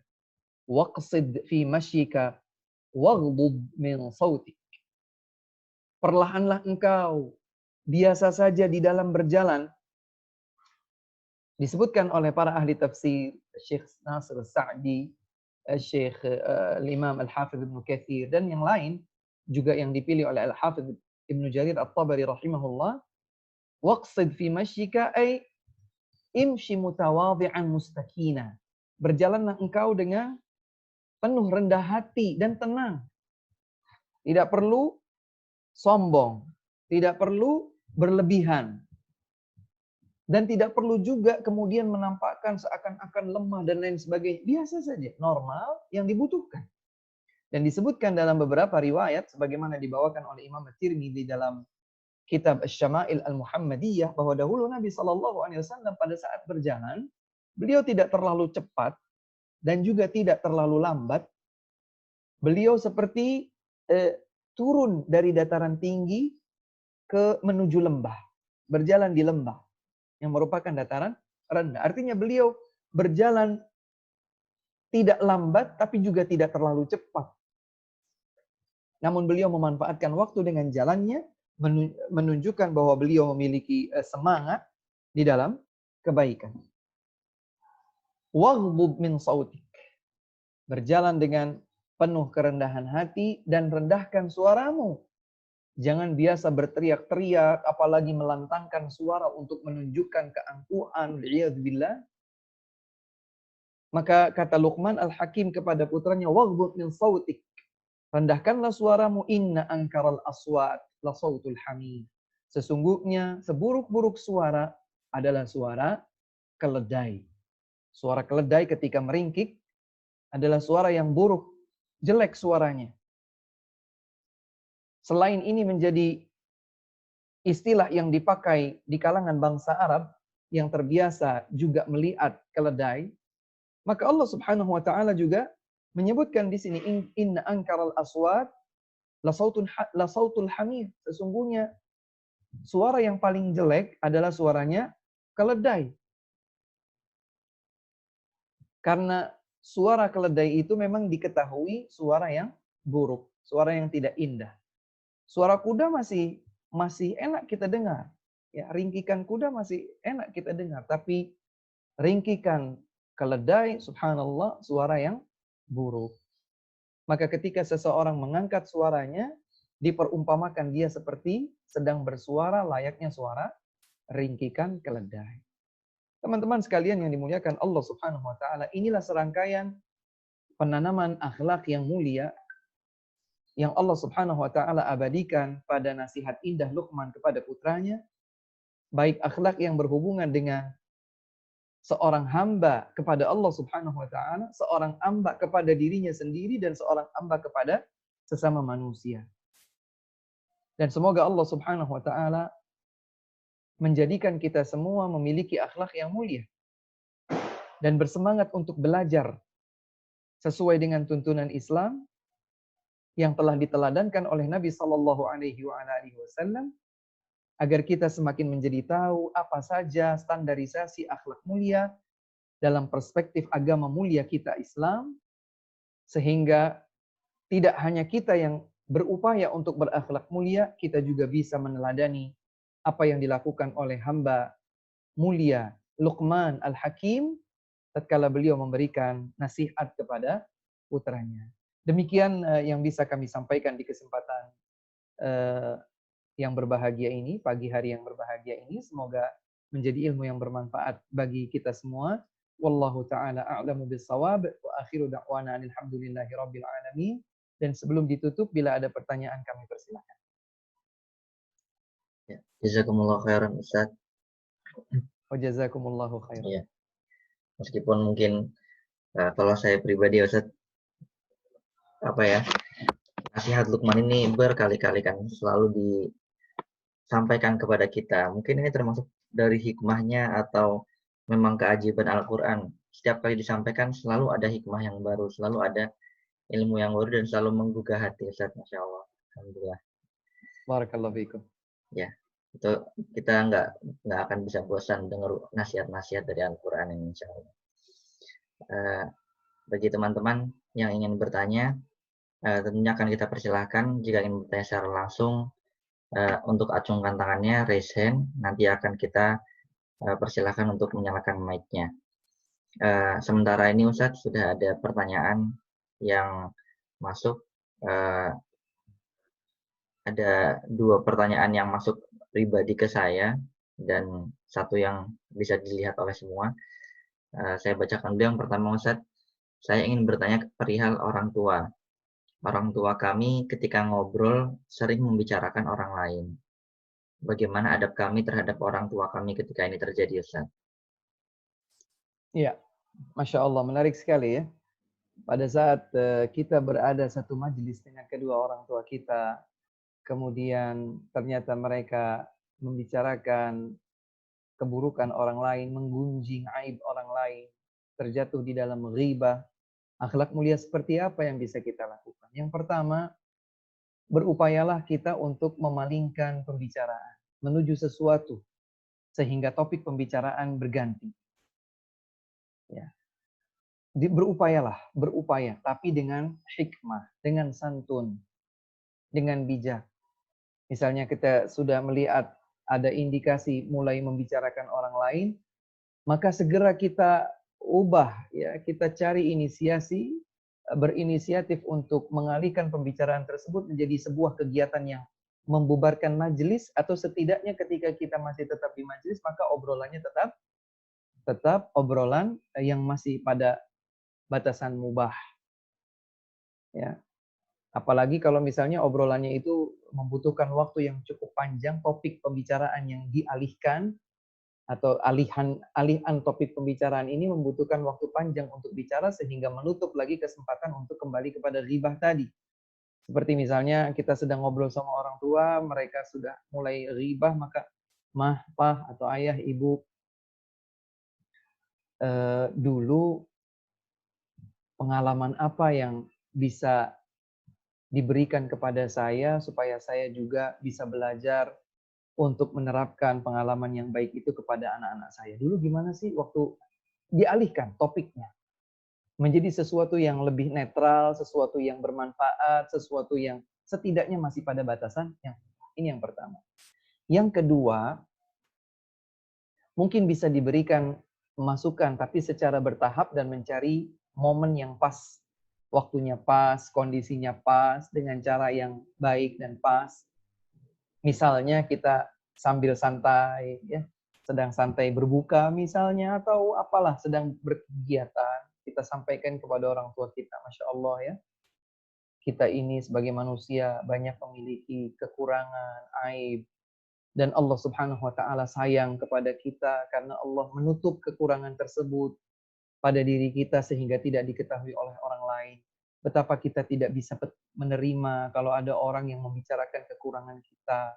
Semoga Allah memberikan kita taufik, kita juga tidak usil, tidak usik terhadap kesalahan dan kekurangan orang lain. Jadi ini bisa disampaikan tapi tidak saat orang tua sedang melakukannya.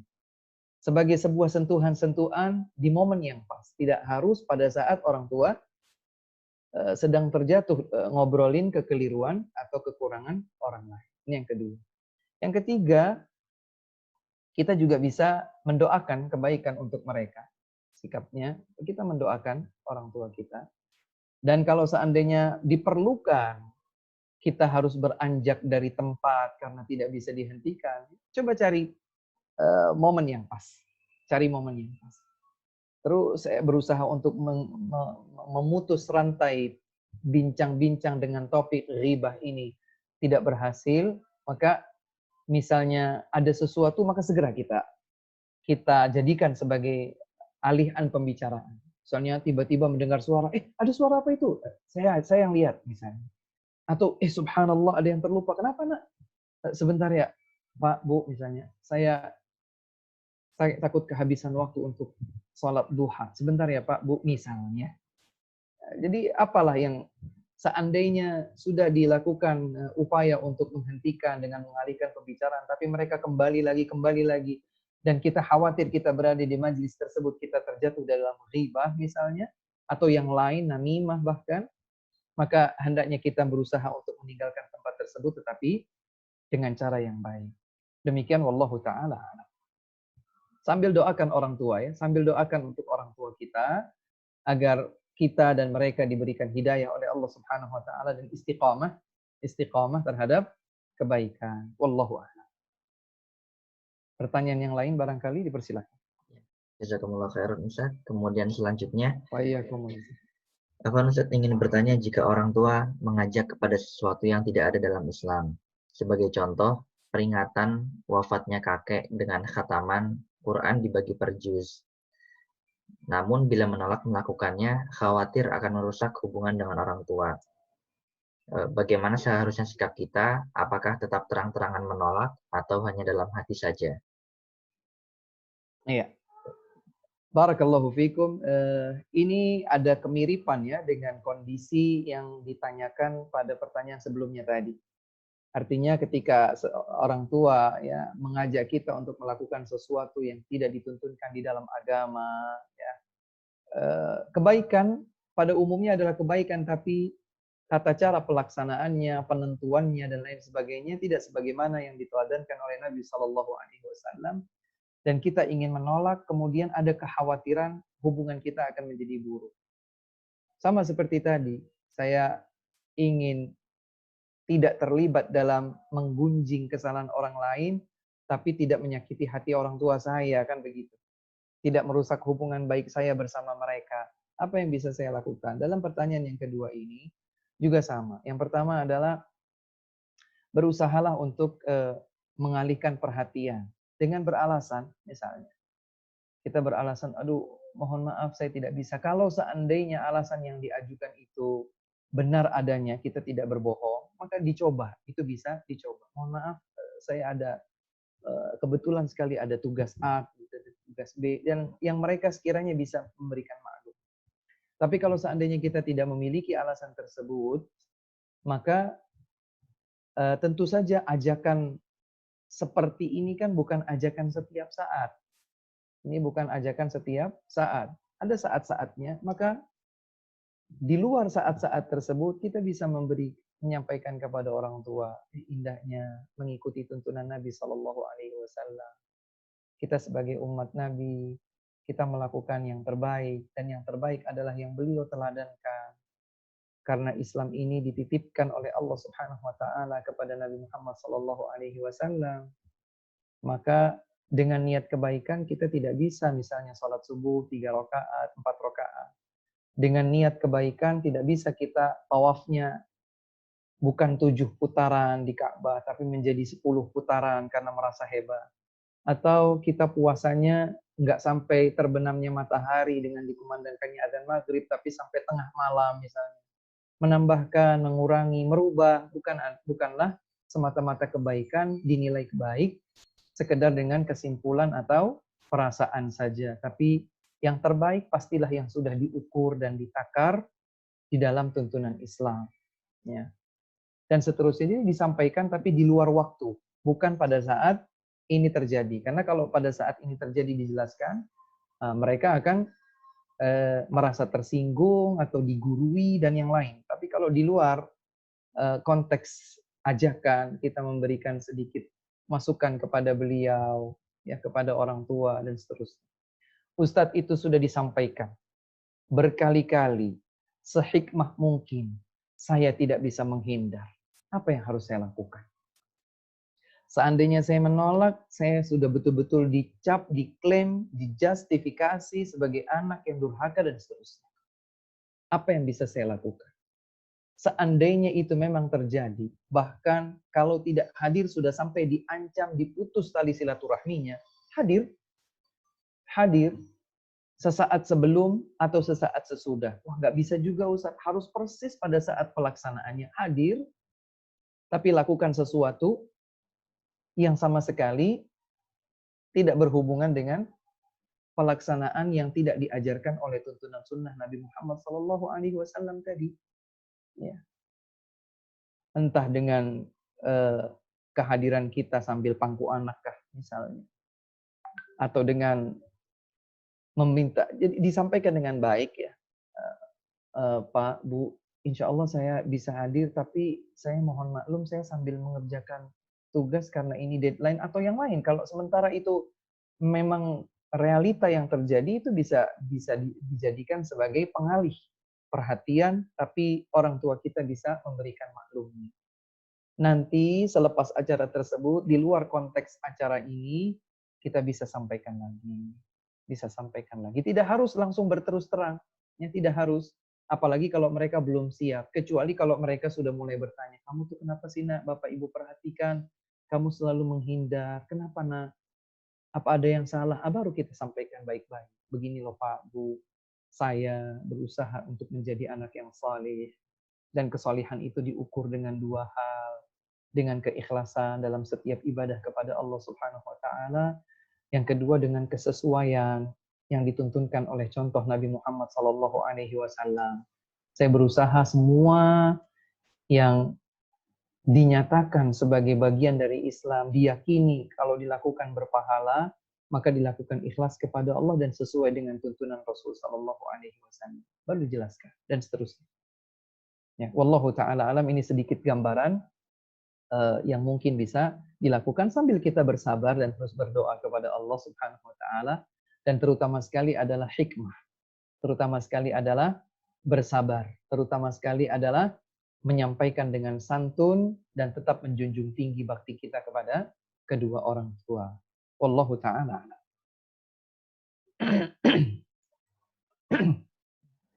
Jazakumullah khairan Ustaz. Wa jazakumullahu khair. Ya.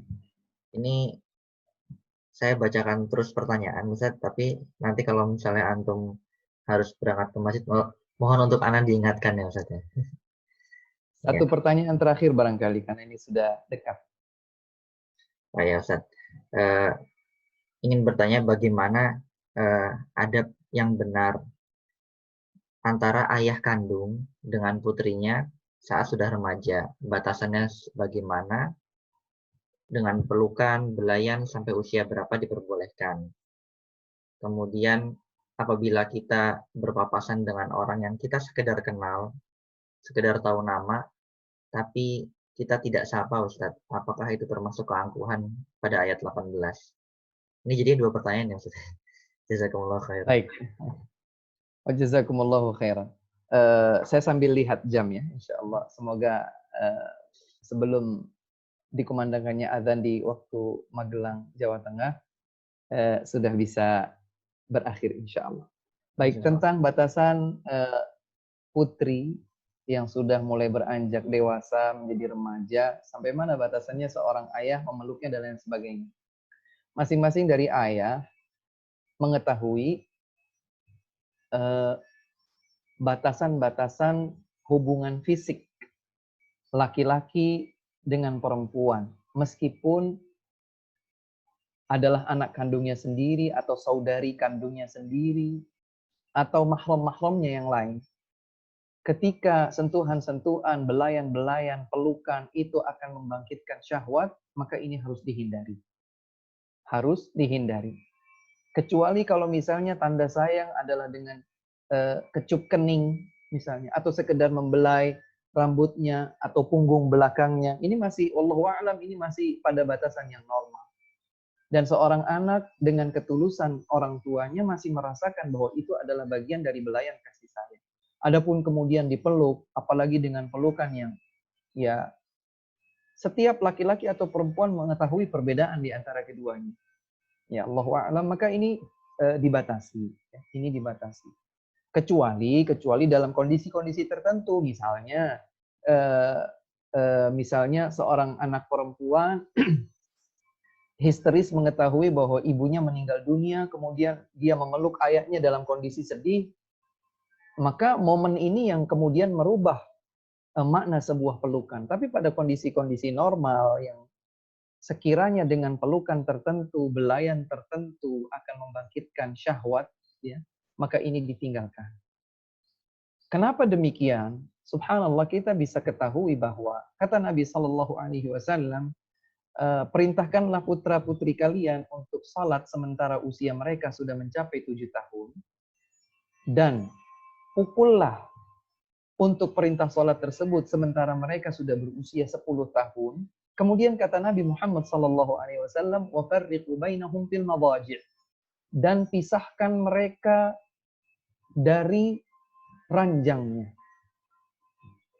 Baik dipisahkan ranjangnya itu dari ranjangnya orang tua, atau di antara satu anak dengan anak yang lain ketika sudah salah satunya atau mereka semua sudah lebih dari 10 tahun.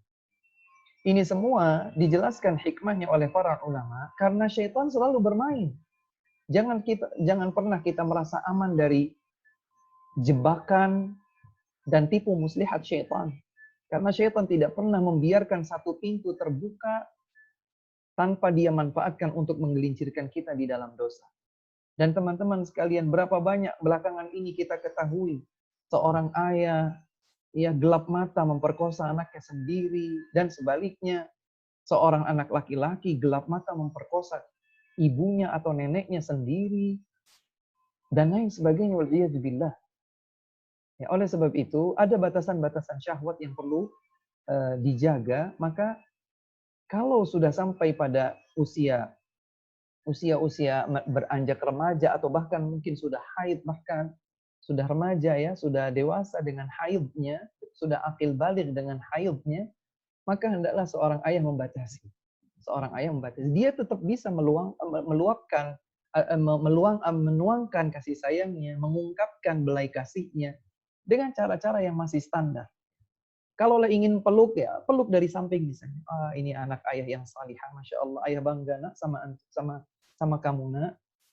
Dibaca kembali Al-Qur'annya. Ayah bahagia sekali setiap bulan kamu menyelesaikan bacaan khatam Al-Qur'an misalnya.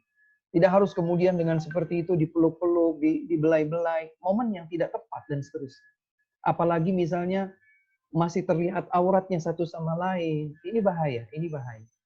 Hendaknya kita hindari. Si ayah tidak memperlihatkan auratnya kepada si anak. Mohon maaf, saya pernah mengetahui ada di sebagian wilayah seorang ayah dengan santainya berada di dalam rumah di hadapan para wanita, baik istrinya atau anak-anak perempuan yang sudah akil baligh, itu pakai, mohon maaf, pakai underwear saja, pakai celana dalam saja. Ini tidak layak ya, tidak layak, karena syaitan akan bermain di situ untuk menggelincirkan syahwat.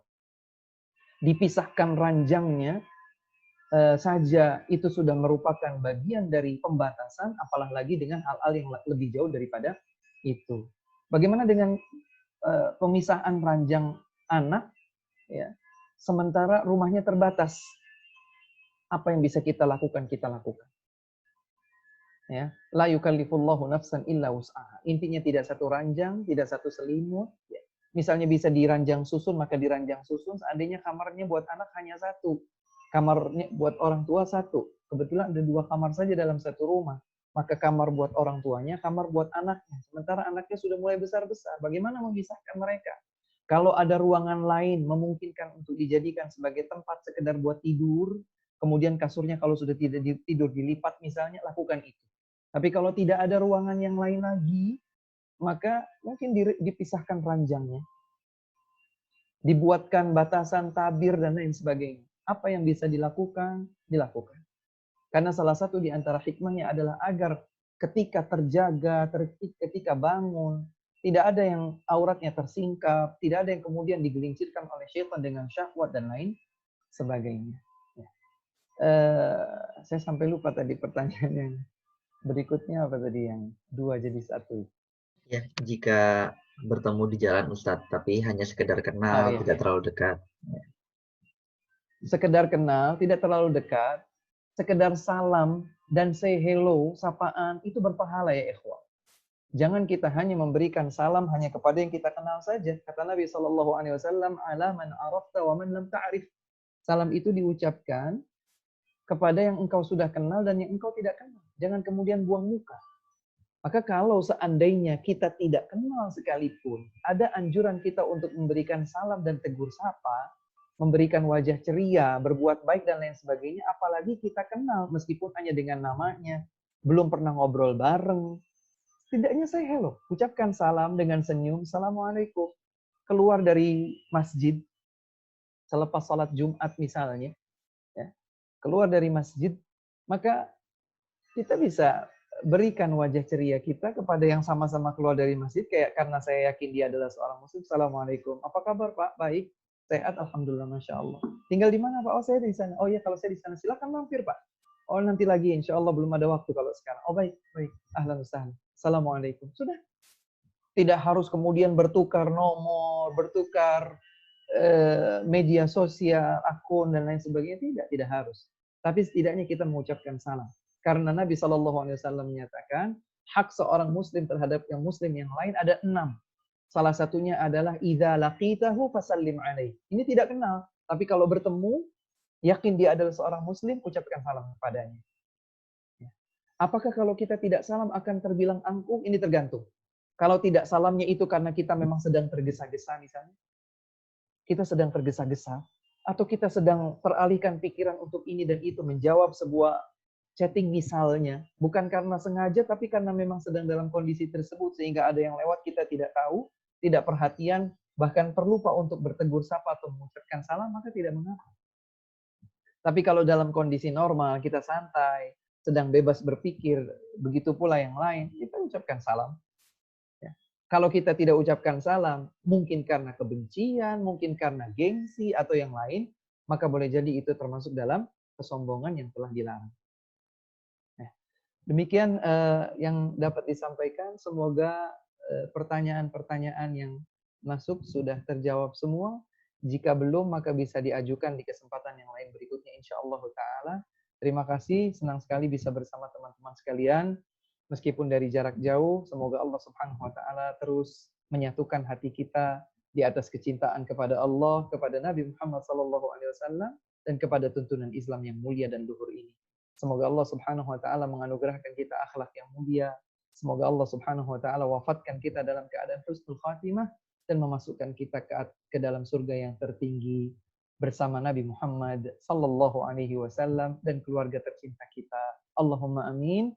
Wabillahi taufiq wal hidayah wa akhiru da'wana alhamdulillahi rabbil alamin. Assalamualaikum warahmatullahi wabarakatuh. Waalaikumsalam warahmatullahi wabarakatuh. Jazakumullah khairan katsiran Ustaz atas kesempatan Jazakumullahu khairan. majelisnya. Ya, juga jazakumullah khairan untuk teman-teman yang telah hadir. Semoga majelis ini bisa memupuk iman kita dan memberikan manfaat ke depannya, baik dalam kehidupan kita dunia maupun akhirat. Kemudian selanjutnya kami informasikan juga, insya Allah, kami ingatkan majelis adab dan akhlak ini insya Allah diadakan hari Jumat dan Ahad selama Ramadan. Hari Jumat seperti ini, jam 4.30, waktunya sudah dimajukan, 4.30 waktu CEST, dan 9.30 waktu Indonesia. Dan di hari Ahad, insya Allah, jam 10.15 waktu Eropa atau pukul 15.15 ba'da asar waktu Indonesia. Demikian yang bisa saya sampaikan. Anda juga sebagai moderator mohon maaf jika ada kesalahan kata. Wabillahi taufiq wal hidayah. Wassalamualaikum warahmatullahi wabarakatuh. Waalaikumsalam warahmatullahi wabarakatuh.